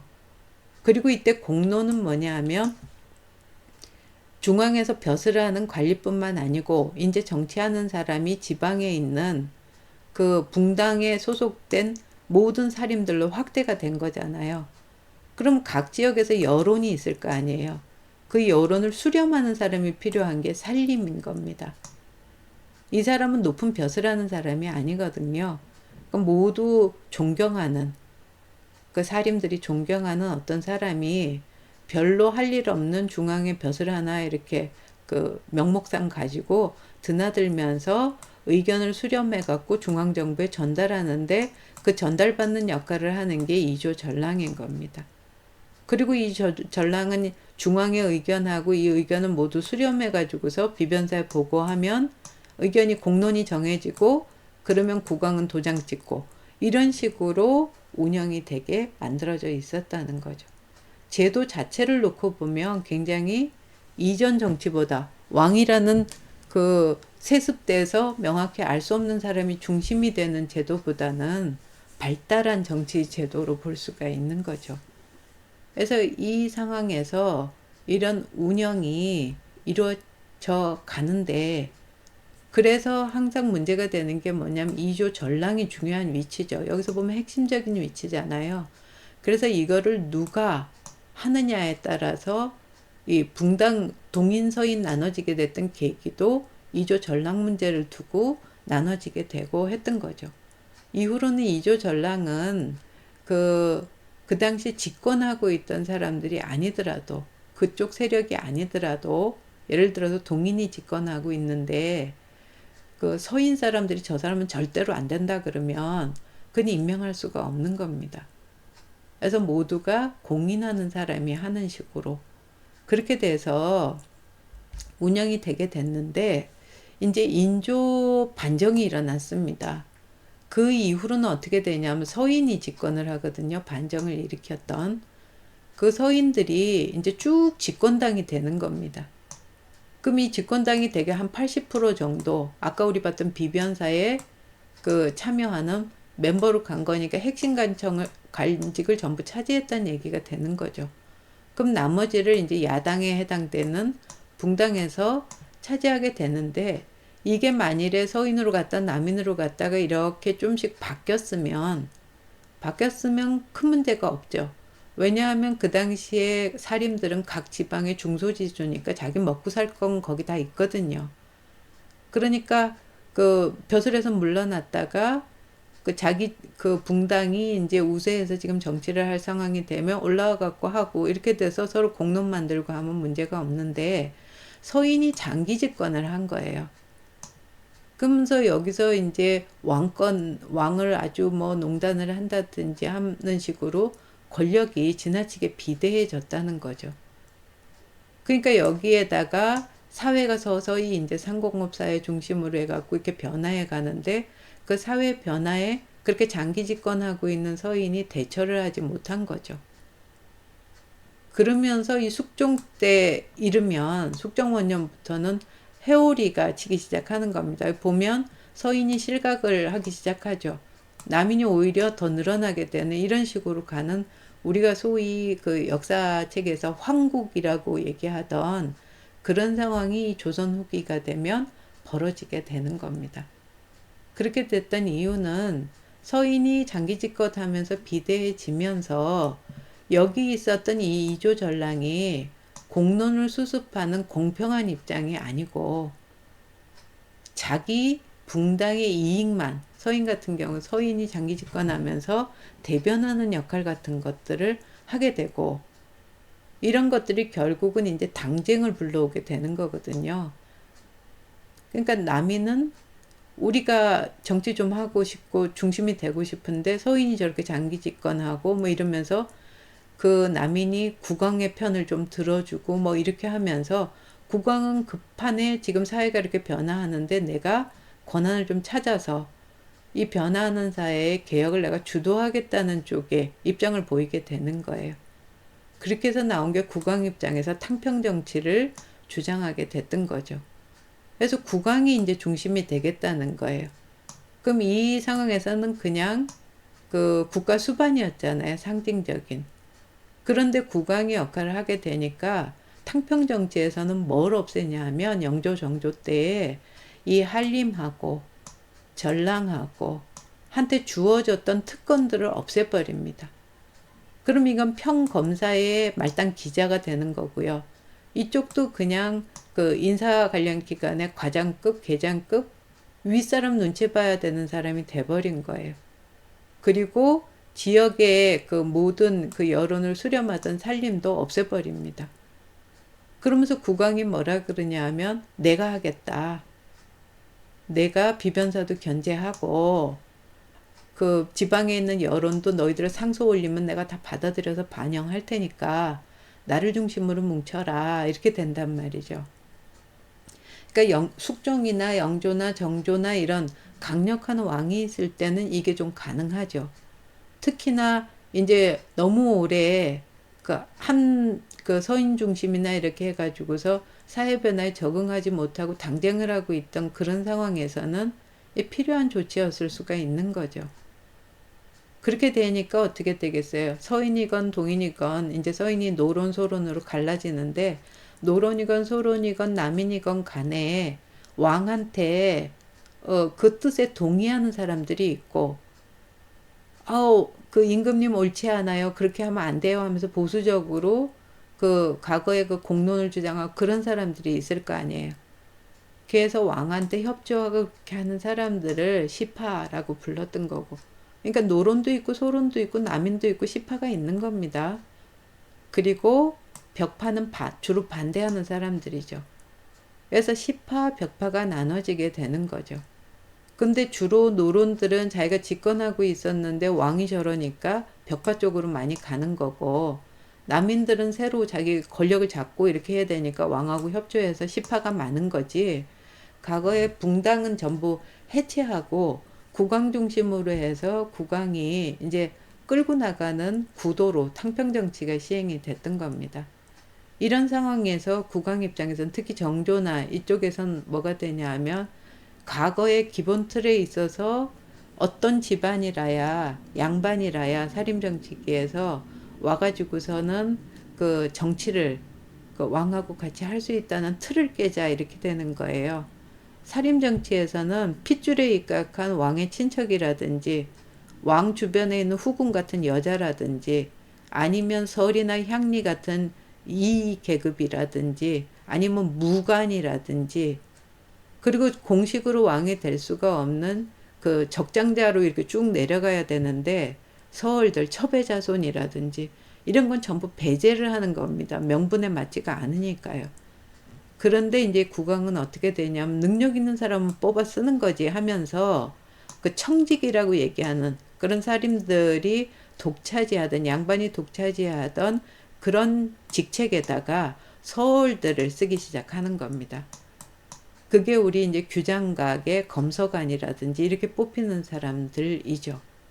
그래서 국왕 중심으로 해서 이렇게 시파 중심으로 하면서, 그렇다고 해서 정치가 벽파는 완전히 버리는 거 아닙니다. 이 사람들 기존으로 보수적으로 굉장히 세력 있는 사람이니까 서로 조정해 가면서, 그러면서 개혁 정치를 해 나갔던 게 탕평 정치, 정조, 우리 임금으로서 왕으로서 정조를 봤었는데 그 당시의 모습이다, 이렇게 생각해 보면 되는 거죠.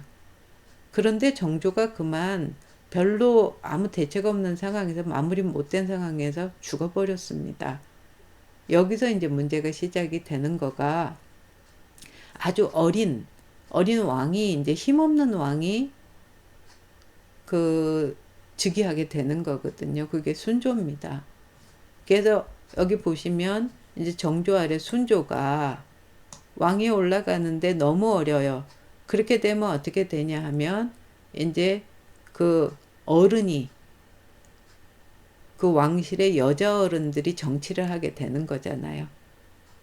그래서 여기서부터 이제 문제가 생기게 되는데, 이 문제는 요 순조가 올라가니까 집안, 이때 그 왕실에서 제일 위쪽에 있었던 그 여자 어른이 누구냐 하면 영조의 부인이던 정순왕후였단 말이에요.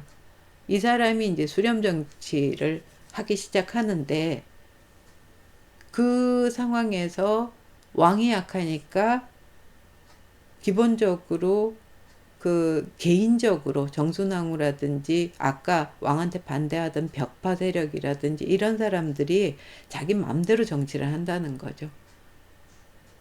그러면서 어떻게 되냐 하면, 이때 그 사람들이 모인 기관이 뭐냐 하면 비변사잖아요. 국왕이 약한 상태에서 비변사 쪽에서 이제 권한을 갖고 막 정치를 자기 마음대로 하는데, 여기 대해서 견제할 지금 이 기능을 가진 쪽에 모든 그 제도적 장치가 없어져 버린 상태잖아요. 그렇게 되니까 어떻게 되겠어요? 세도 정치로 넘어가게 되는 겁니다. 이거는 참 우스운 게 뭐냐 하면, 순조가 이렇게 이제 왕위에 올라왔는데 정조한테 이제 적극적으로 동조했던 게 시파 세력들이잖아요. 그 시파 세력들 중에 이제 대표적인 사람을 자기 사돈으로 삼아갖고 순조의 그 아내로서 내정을 해놓은 상태에서 정조가 죽은 거예요. 그러니까 그 순조의 부인으로 내정된 순원왕후의 아버지가 누구냐면 시파의 대표였던 안동김씨 김조순입니다. 그러니까 요때부터 어떻게 제도적 장치가 없는 상태에서 잠깐 정순왕후의 벽파가 어떤 좀 그 원래 틀을 벗어난 이상한 정치를 몇 년 하다가 그리고 나서 바로 이제 김조순한테로 정권이 넘어가 버린 거죠. 그러니까 그 후로 어떻게 되냐면 23대 순조죠.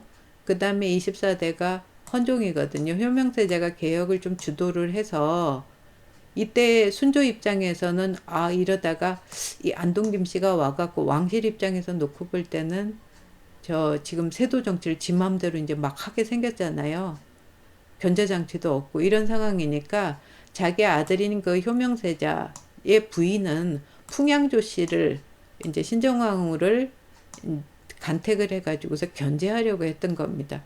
근데 효명세자가 개혁하다가 왕도 못 되고 죽어버린 거예요. 그러고 나서 헌종이 이제 왕위에 올라왔거든요. 그래서 헌종이 왕위에 이제 올라왔는데 요때 첫 번째 부인이 누구냐 하면은 안동김씨, 김조군의 딸인 효원왕후였거든요. 그러니까 다시 안동김씨 쪽으로 가게 된 거예요. 그러니까 잠깐 풍양조씨 있다가 안동김씨 이렇게 갔죠. 25대는 여기서 아들은 못 낳으니까 철종이 양자, 순조의 양자가 돼서 들어오거든요. 여기 부인도 안동김씨예요. 그래서 다시 세도 정치를 하는 거죠. 이렇게 되니까 이 풍양조씨, 이 신정왕후 입장에서 안 되겠다 그래가지고서 흥선대원군하고 밀약을 맺고 그 아들인 고종을 철종의 양자로 받아들이면서 왕위에 올리죠. 그리고 자기가 잠깐 수렴 정치하다가 흥선대원군 보고 이제 정치를 하라고 이제 권력을 넘겨주게 되는 이런 상황이 됐던 겁니다. 그러니까 세도 정치를 이렇게 안동김씨 세도 정치가 이어지는 상황에서 그 중앙 정치가 썼겠죠. 견제 장치가 지금 없는 상황이니까 비변사 쪽에서 뭐 모여 있는 사람들이 벼슬 팔아먹고 온갖 것들 다 하면서 개혁은 전혀 안 하고 이런 상황이 된 거니까 흥선대원군은 올라와서 왕실 입장에서 이게 종친이니까 하려고 하니까 외척을 더 키우면 안 되겠다 그런 거잖아요. 그래서 자기 부인이 영흥민 씨입니다. 그러니까 자기 아들 부인은 그 집안에서 이제 아주 그 부모도 없고 이런 애를 뽑아다가 명성황후를 시킨 거예요. 그리고 순종의 첫 번째 부인도 그 집안에서 또 오게 되는 거거든요. 그러니까 흥선대원군이 개혁 정치를 막 하죠. 근데 세국적 개혁 정치입니다. 그러니까 시파 쪽에서 막 해갖고 사회 적응 이렇게 잘하는 사람들 있잖아요. 시파가 왕이 뭐 하겠다 그러면 근데 보수적으로 있으면서 이렇게 나라를 지키는 쪽에 흥선대원군은 그 수구 정책을 했던 거거든요. 그러면서 개혁을 했던 거예요. 그런 상황에서 아무 힘 없다고 생각하고 뽑아놓은 그 명성황후와 이어지는 순종의 그 간택한 것도 그 집안에서 하면서 다시 외척적으로 힘이 넘어가게 된 거죠. 그래서 영민씨 쪽에서 또 이제 흥선대원군이 이제 개화기로 넘어가면서 고종이 성년이 되고 물러나면서부터는 다시 권한을 가지게 됩니다. 그러니까 제도적 틀이라는 게 가끔은 오래되면 문제를 일으킬 수가 있는데 그거를 좀 바꿔서 개선하는 거는 좋습니다. 그러나 탕평 정치에서처럼 그걸 완전히 없애갖고 그 다음을 기약할 수 없이 만드는 건 좀 위험할 수 있다라는 얘기죠.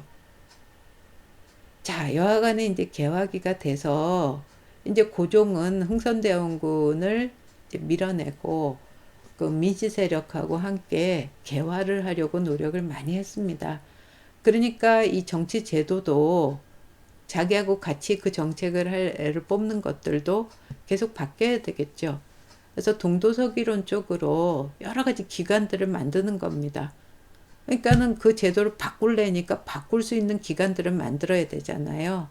그래서 우리 뭐 통립기무하면 무슨 여러 가지 해가지고서 청나라가 하는 식으로 해서 그 관청 하나 만들어 놓고 니들이 개혁을 좀 해봐 해갖고 이런 것도 받아들이고 저런 것도 받아들이고 하니까 기존에 있던 이런 관청 있는 데다가 그런 게 덕지덕지 붙는 식의, 그러니까 제대로 된 전체를 제대로 만든 개혁이 이루어지지 못하는 그런 상황이 쭉 이어진 거죠. 개항 이후로. 그래서 중간에 뭐 갑신정변에서는 강력한 의미의 이제 그 틀을 만들고자 했지만 금방 쫓겨나게 됐었고, 가다가 결국은 갑오개혁 때, 갑오개혁이 3차에 걸쳐서 이렇게 이루어지거든요. 그 일본의 영향도 좀 받는 상황에서 이제 근대적인 개혁이 이루어지게 됐던 겁니다. 그래서 이 개혁에서 핵심은 뭐냐면 지금까지 국가의 주인들은 왕을 일단 이 정치에서 좀 배제를 하는 쪽입니다. 그러니까 왕실이 곧 나라의 주인이니까 같이 붙어 있었던 거를 완전히 떼내는 거예요. 그래서 그걸 국내부로 만들고 왕실 재산은 또 내정원이라는 데서 별도로 이렇게 관리하면서 왕하고 관련된 그 이런 쪽은 왕실하고 관련된 업무를 일단 띄어요. 그리고 나서 근대적인 이제 관료 조직으로 만들겠다고 하면서 핵심으로 내각 제도로 가면서 의정부 그 권한을 강화를 하게 되는 겁니다. 그리고 밑에는 행정 실무를 맡아보는 곳들을 만들죠. 그러니까 우리 뭐 내모하면 뭐 나중엔 7%도 이 개혁이 계속 변하니까요. 그래서 내무부 뭐 이런 식으로 요즘 우리가 보통 생각하는 행정기관들이죠. 이것들이 이 여기 있는 이런 것들을 헤쳐 모여 해갖고 만들어지죠. 이 왕의 비서기관이라든지 이런 것들은 이제 기능이 필요 없는 거죠. 근대적인 국가로 가니까 왕한테 소속된 것들은 제외를 시키고 근대 국가를 운영하는데 필요한 관청들을 행정 실무를 맡아보는 쪽을 뽑아갖고 이렇게 만드는 거예요. 그리고 그 부속 기관을 쭉 만드는데 그 중에 우리 보는 뭐 예를 들어서 경찰, 근대 경찰, 경무청, 그다음에 사법기관으로 재판소, 아니면 군무화문에는 부속으로 상비군, 군대죠. 국가 군대 같은 것들을 빼서 이제 실질적으로 운영하는 쪽으로 두고 그 위에 총괄하는 게 내각이잖아요. 그럼 그 안에 이런 개혁 모든 걸 하려면은 기존 법체제 위에 있는 데가 필요하잖아요. 그걸로 궁극 기무처 같은 것들을 설치하기도 하고, 그리고 뭐 감찰기관이라든지 회계기관이라든지 아니면 이제 근대적인 그 관리를 뽑는 거잖아요. 그러면 그거 관리 뽑는 정보국이라든지 아니면 이제 자문기관이라든지 이런 것들이 이제 의정부 밑에 이렇게 쭉 늘어선 형태로 틀을 잡았던 겁니다. 갑오개혁 때. 그렇게 되고 각 지방은 지금까지는 팔도 체제잖아요. 이거가 우리 이제 지방제도 따로 얘기하면서 얘기하겠지만 등급이 나눠져 있었던 거죠. 이거는 마치 뭐 같은 거냐 하면 봉건제도에서 공무백제 하나 하면 이렇게 큰 녀석 작은 녀석 이렇게 나눠주듯이 왕의 신하지만 지방에 보내서 대행해서 다스리는 봉건적 성격이 강했던 거죠. 그거를 뭐로 바꾸냐 하면 일괄적으로 23개 부로 헤쳐 모여 해갖고 밑에 337개의 군을 두는 거예요. 그러니까 부하고 군으로 일원화시키는 거죠. 그러니까 요즘처럼 인구라든지 면적이라든지 이런 거 기준으로 해갖고 이제 정비하는 식으로 그 정리를 해 갔던 겁니다.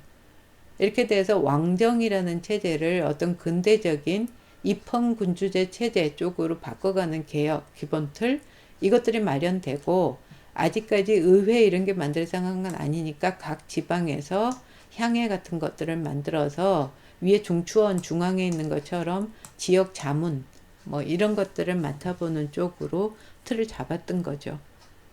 근데 이후에 이제 대한제국이 가면서 이런 기본적인 이제 틀들이 유지되면서도 한편으로 고종 같은 경우는 황제권, 지금 이렇게 되면 어떻게 돼? 여기 있었던 인사권이나 왕이 나라 주인으로 가졌던 권한이 대폭 축소되는 거잖아요. 대한제국에는 그걸 오히려 강화하는 쪽으로 만들면서 이 틀을 하려고 하니까 제대로 운영도 안 된 그런 상황에서 결국은 대한제국이 망하게 됐던 거죠. 그러면서 일제시기로 넘어가게 됐습니다. 그래서 이 일제시기에는 왕은 없죠. 왕은 없는데 왕 역할을 하는 사람이 있었던 겁니다. 그게 총독입니다. 그러니까 일본만 하더라도 근대화하고 나서 메이지 유신하고는 입헌군 주제입니다. 그래서 천황한테 권한을 몰아주기는 하지만 그러나 제국 헌법이 있어요.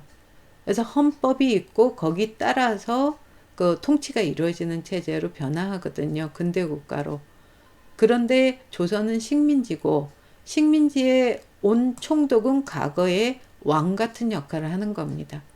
그래서 총독의 뜻에 따라서 여기는 운영이 되는 거예요. 그러니까 제국헌법에서는 국민들의 어떤 뭐 그 주권이라든지 이런 게 있는 상황이지만 여기는 그런 게 없는 거죠. 그래서 총독이 여기 보면 역대 조선 총독이 1대부터 10대까지 두 번씩 온 사람도 있죠. 여기 사이토라든지 우각기라든지 이런 사람들은 두 번씩 왔는데 여기 아주 요직입니다. 조선 총독이라는 게 일본하고 바로 붙어 있는 데다가 대륙 진출하는 그런 통로이기도 하고 해서 육군 대장이라든지 뭐 전직 육군 대장처럼 그 여기 지나고 나서 가면 총리도 되고 뭐 이런 식의 요직이거든요. 그래서 이 조선 총독이 와요. 이 사람이 전체를 이제 가나라는 왕 같은 역할을 하게 되는 거고요. 그 바로 직할로 조선 총독부가 있는 겁니다. 그리고 총독부는 지금도 왜 일본에서 감방장관 나와서 하듯이 여기 직접 비서실력 같은 역할을 하는 게 총독 감방이거든요. 거기가 있고 나머지 이제 부가 있는 거예요. 행정부들이 여기 이제 기본으로 있고 밑에 이렇게 딸려 있죠. 그리고 소속 간서들이 여러 가지가 있는 거죠. 그래서 뭐 재판소도 있게 되고요. 학교 같은 것도 있고 병원도 있고 또 지방제도도 도 아래로 이렇게 있게 되는 이런 체제로 가게 되는 겁니다. 그래서 실무를 맡아보는 거는 누구냐 하면 행정이나 이런 쪽으로는 정무총감이 맡아서 봅니다. 그리고 억압하고 이런 역할을 하는 거는 경무총감이 여기 경무총감이 있죠. 총독 관할로 있어가지고 경찰서라든지 경무부 같은 걸 통해가지고 억압을 하고 군대는 별도로 이제 있는 이런 형식으로 돼 있었습니다. 이래 놓고 이제 식민 관료들이 밑에서 이 각 기관에 가 있으면서 이제 그 통치를 총독의 통치를 보좌하는 식으로 돼 있는 거죠. 그래서 식민 관료는 고위 관료들은 일본인이고 그리고 그 밑에 있는 건 이제 조선인들이 맡아서 보게 돼 있는 거고 조금 이제 그 3.1운동 있고 이러고 나서 특히 이제 일본이 전쟁하고 이러면서 조선인의 협조가 필요한 그런 상황에서 나온 게 자문기관들입니다. 그래서 이 중추원 같은 경우는 정무총감이 관할을 하죠. 그리고 밑으로 도 밑에 보면 군이나 부나 면회에도 회가 있습니다. 그러니까 일본 입장에서는 너희들이 자치할 수 있는 거야 이런 식으로 너희 선발도 하고 결정도 할 수 있지만 실질적인 권한은 주어지지 않은 이런 자문기관들이 있고 대표적으로 이제 친일파들이 모여서 그 거수기 역할도 하고 이렇게 되는 곳도 옆에 설치가 돼 있었던 거죠. 그래서 이런 이제 역할을 하는 곳에서 총독부가 실질적으로 이제 조선 내부에 그런 통치를 담당하고 있었다면 우리가 이제 지금 입장에서 공식적인 우리 정부라고 보는 건 대한민국 임시정부잖아요. 이게 이제 상하이에 설치가 돼 있는 상황인데 여기서는 제도가 최초로 뭐냐면 민주주의를 채택을 합니다. 그래서 국민한테 주권을 주는 민주주의예요. 그러니까 뭐냐면 헌법이 만들어지는 거죠. 그 헌법에 입각해가지고서 이제 상권 분립을 하게 되는 겁니다. 민주주의가 되면 국민이 주인이잖아요. 그러면 밑에서 일하는 사람들은 공복으로서 그 국민한테 봉사하는 거잖아요. 그러면 어느 한쪽으로 그 녀석들이 치우치지 않게 서로 견제하게 만드는 거가 상권 분립이거든요. 그래서 그 상권이라는 게 입법기관이 있고 법을 만드는 곳이죠. 그 법을 실행하고 감시하는 사법기관이 있고 그 다음에 실질적으로 운영하는 그 만들어진 그 법에 입각해서 나라를 꾸려가는 행정기관이 있는 거죠. 이 체제를 임시정부 체제에서 일단 만들었다는 거죠. 그러니까 국내에 가서 실제로 운영할 수는 없지만 기본 틀을 이제 만들어 놓은 의미를 가지는 건데, 초반부에 이제 대통령제로 했고 상권 분립이 갔는데, 지금 해외에 있고 이런 상황에서 사람들 데려다 재판하고 이럴 상황이 아니니까 법원 조항이 일단 2차에서 삭제가 되고 내각 책임제 형식으로 바뀌거든요. 그러면서 이후로는 뭐 굉장히 힘든 과정 거치면서 막 이동하고 이러니까 유명무실하게 운영이 되다가 이제 해방이 좀 될 것 같은 상황에서 다시 재정비가 돼서 해방 직전에는 주석 부주석제로 이제 틀을 잡습니다. 그래서 요게 주석이 있고 부주석이 있죠. 밑에 국무위원회가 있고요. 그 밑에 이제 행정하는 각 부회가 딸려 있고, 그 다음에 군사 쪽하고 회계 쪽이 있습니다.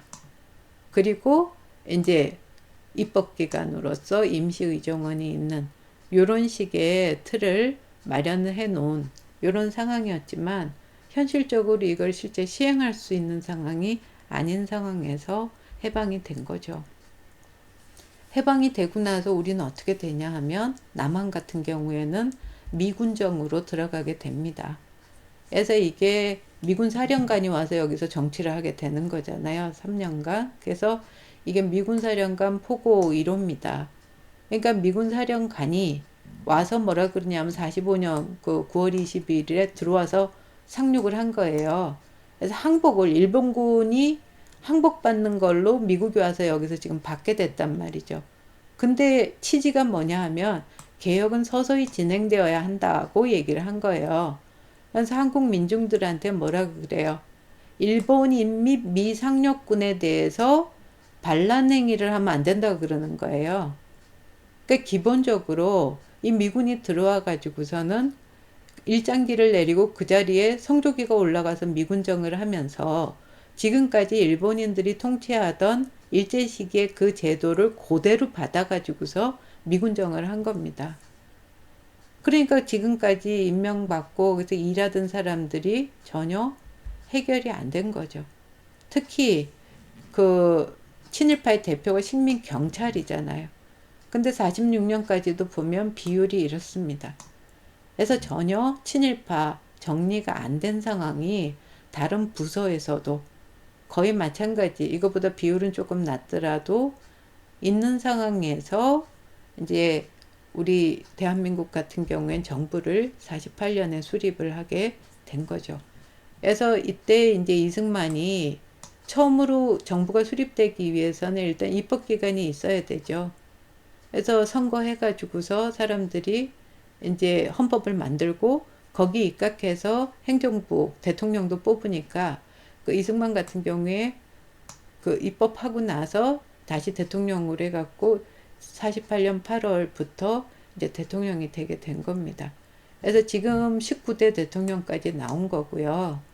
이 사이사이에 헌법 개정들이 이루어지죠. 대개 이게 큰 변화기 때문에 이건 법적인 개념은 아닙니다. 그렇지만 큰 변화가 있는 걸 기준으로 해서 우리가 대충 1공화국, 2공화국 이렇게 부르는 거거든요. 그래서 지금은 6공화국 체제로 쭉 이제 노태우 이후로 오고 있는 상황이라고 볼 수가 있는데, 대부분 이 상황에서는 일단 어떻게 되냐 하면 정당이 만들어지는 거죠. 그래서 각 정당들이 정치를 하겠다 이 방향 정하고 나서 국민의 선거에 의해서 공무원들이 선출이 되는 겁니다.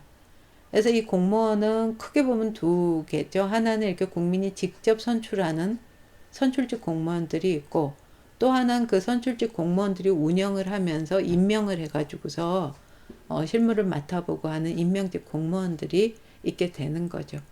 그래서 이 사람들이 이제 나라를 끌어가게 되는 방식인데, 대한민국은 전체적으로는 대통령 중심제로 쭉 왔죠.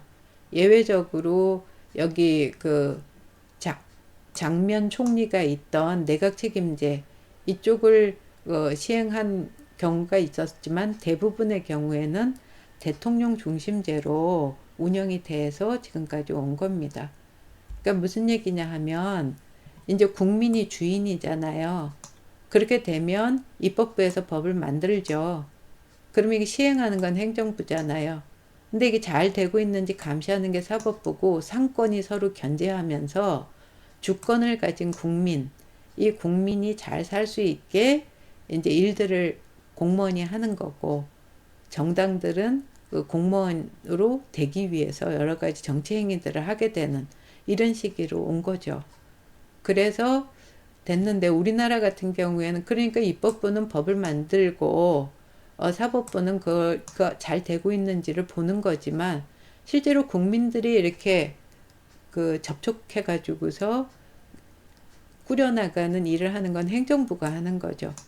그래서 우리가 보통 대한민국 정부라고 부르는 게 그 수반이 대통령인데 우리나라는 이 행정부 중심 체제죠. 그래서 대통령이 국가 원수로서 이 국가를 대표하는 이런 상황에 있는 건데, 그렇다 그래서 전형적으로 완전히 대통령 중심제 행정부로 보기는 또 어려운 요소가, 대통령이 있으면 미국 같은 경우에 전형적으로 대통령 중심되면 밑에 부통령이 있잖아요. 그 대통령 유고시에 무슨 이제 일을 이렇게 할 부통령이 있고 그 밑에 이제 각 주에서 이렇게 일을 하고 장관들이 있고 이렇게 되는데, 우리나라는 대통령 밑으로 국무총리가 있습니다. 그리고 국무총리가 밑에 부총리라든지 뭐 이런 사람 포함해서 각 부서의 장관들하고 밑에 있는 뭐 청들 이런 거 하면서 실무를 전체 관할하는 역할을 한다는 거죠. 그러니까 이 정치를 할 때 입법부 사람들이 행정부에 들어가 가지고서 일을 하면서 공동 책임지는 거는 의원 내각제라 그러고, 그렇지 않고 그러니까 완전히 상권 분립돼 가지고 행정부가 자치적으로 하면서 하는 대통령 중심제가 있는데, 지금 우리는 이 양자의 그 요소들이 조금 섞여 있는 이런 상황이라고 볼 수가 있는 거죠. 국회의원들이 와서 뭐 장관도 하지만 그거는 의원 내각제처럼 와서 그렇게 책임지는 형식은 또 아니지만, 국무총리가 나라 살림은 거의 맡아보는 식으로 지금 돼 있는 거고, 대통령은 어떻게 되냐면 국가를 대표하면서 국가의 중요한 일들, 뭐 국가 안보라든지 뭐 평화 통일이라든지 큰 의미에서 뭐 감사원, 국가정보원, 국가인권위원회 이런 것들을 전체적으로 통제하는 그런 역할을 한다는 거죠. 그러니까 나라의 대표로서 외교도 하고 국가의 큰 틀은 대통령이 하지만 그 나라 살림살이는 주로 국무총리가 하는 형식으로 그 틀이 짜여 있는 방식이라는 거죠. 그리고 제6공화국 들어서 만들어진 게 헌법재판소죠. 이렇게 운영이 되고 대통령 권한이 우리는 특히 너무 강하게 돼 있는 그런 상황에서는 여기 있는 핵심되는 사람들이 잘못했을 경우에 쫓아낼 방법이 없게 되는 수가 있게 되는 거고, 또 한쪽으로는 여기서 만들어진 국회에서 만들어진 법이라든지 이런 것들이 국가의 헌법, 가장 기본이 되는 국민의 기본 권한을 보장해주는 헌법에 어긋날 수 있는 거잖아요. 그러니까 그런 거를 심판해서 탄핵도 하고 그 헌법에 위배되는지 판단도 해주고 하는 헌법재판소를 입법부하고 사법부하고 행정부에서 각각 3명씩 추천해가지고서 대통령이 임명하는 식으로 해서 만들어 놓은 거죠.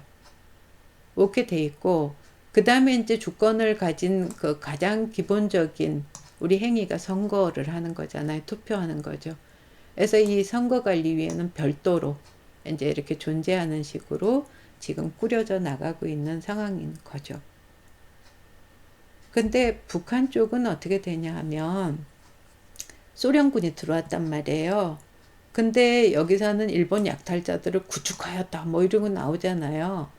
그래서 기본적으로 일본에 대해서 굉장히 강력하게 뭐 외놈 나오고 막 이런 식인데, 이 붉은군대 소련군은 들어와 가지고 기본적으로 뭘 하냐 하면 인민민주주의를 해요. 바로 사회주의로 가는 게 아니고 전부 국가 뭐 소유 뭐 이렇게 바꾸는 게 아니고 기업가들이나 있는 사람들을 일단 그 보장을 해주면서 하면서 민주개혁을 하는 거거든요. 그러니까 농민들한테도 그 지주들 땅 뺏고 이렇게 해가지고서는 그 남한보다는 굉장히 많이 이제 식민 잔재가 이 친일파 처단 이런 게 이루어졌던 거가, 그 악덕 지주들은 당장 몇 명 이렇게 뭐 죽이기도 하고 그랬겠지만 그 사람들이 그렇게 해서 뺏어 놓은 게 일본의 보호하에 만들어 놨던 많은 땅, 그다음 회사 이런 것들이잖아요. 그걸 국유화시키고 뺏어갖고 일반 농민들한테 전부 무상분배하고 이런 식으로 했단 말이에요.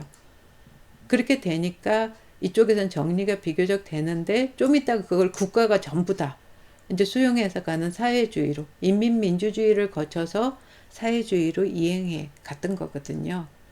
그러니까 체제가 지금 대한민국의 체제하고 위에 있는 북한의 체제는 전혀 다르게 갔다라는 거죠.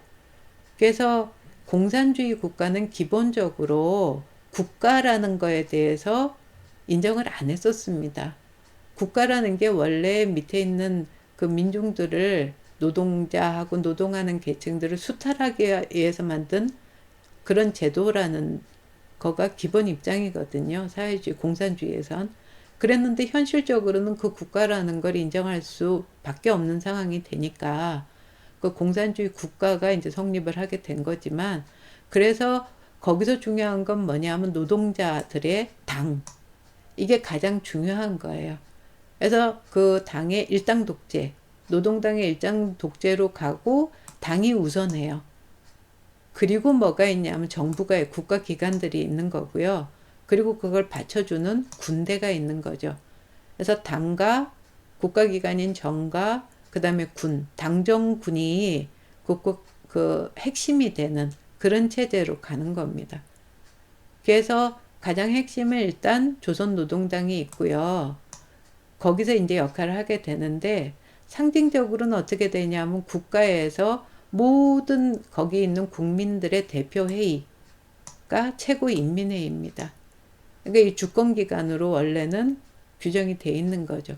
그래서 여기서 선거도 하고 뭐 이래서 뽑는 형식을 갖추는 거고, 거기에 안에 이런 검찰 재판 같은 사법기관이나 행정기관, 그래서 행정기관 밑에 이제 많은 이런 이제 기관들이 있는 이런 식으로 운영이 되고, 거기 이제 국방위원회 같은 데서 조선인민군이나 이런 군대를 관할하는 식으로 꾸려져 있는 거죠. 그런데 실제로는 뭐냐 하면 당이 이 모든 거를 관할한다는 거예요. 그래서 이 조선노동당 같은 경우에 여기서 중요한 당대회나 중앙위원회 전원회의를 통해 갖고 의결한 거가, 최고인민회의는 거의 허수아비식의 의결이고 이 의결이 중요한 겁니다. 근데 그 전 국민의 한 7분의 1 정도, 그게 시시때 따라 좀씩 바뀌기는 하지만 만 당원이에요. 그러니까 북한에서는 굉장히 출신 성분을 따지는 겁니다. 그래서 핵심 성분인 사람들이 이런 그 국가의 요직들, 공무원 이런 역할들을 하게 되는 거고, 개인이 이렇게 해가지고서 이루어지는 체제가 아니고, 당의 중앙위원회 소관으로 돼 있는 군사위원회나 비서국이나 정치국에서 여기 있는 국가기관들을 하나하나 전부 감시하고 관리하고 이런 역할을 하게 되는 겁니다. 그래서 각 지방의 당원들의 당 대표회의에서 다시 이 각 지역을 이제 또 감시하는 이런 역할들을 하게 되는 거죠. 이렇게 만들어진 체제가 지금 이 김정일 당시, 그래서 김정일은 국방위원회 위원장이면서 조선노동당의 총비서로서 역할을 했던 겁니다. 그 이전에 그 김일성 같은 경우는 주석직을 통해서 이 모든 거에 상위에 있는 절대적인 존재로서 북한을 끌고 나갔던 이런 상황이죠. 이런 상황이었는데 이제 김정은이 이제 올라온 거잖아요. 그래서 집권을 하게 되면서 2016년에 헌법을 개정을 했습니다. 그래서 2016년에 이 최고인민회의에서 형식적으로 최고기관이니까 여기서 해갖고 최고 영도자로서 국무위원장, 이 국방위원회가 이제 바뀐 게 국무위원회인데, 그 국무위원장이 이제 최고 영도자가 돼서 국가를 대표하는 사람으로 이제 그 자리 잡게 만들어 놓은 상태입니다. 그래서 북한에 대해서는 지금 우리하고 너무너무 체제가 많이 다른 그런 상황으로 수십 년을 지금 오게 된 거잖아요. 그래서 거기 관련해서는 이 사이트에 들어가셔가지고서 여러 가지 상황들을 보시면 되고, 북한에서는 여기 지금 그 크게 세 계층으로 성분이 나눠지거든요. 그 중에 제일 위에 있는 핵심 계층, 그 다음에 당원, 이런 사람들이 이 국가를 이끌고 가는 그런 역할을 하는 사람들이다. 이렇게 볼 수 있겠습니다. 수고하셨습니다.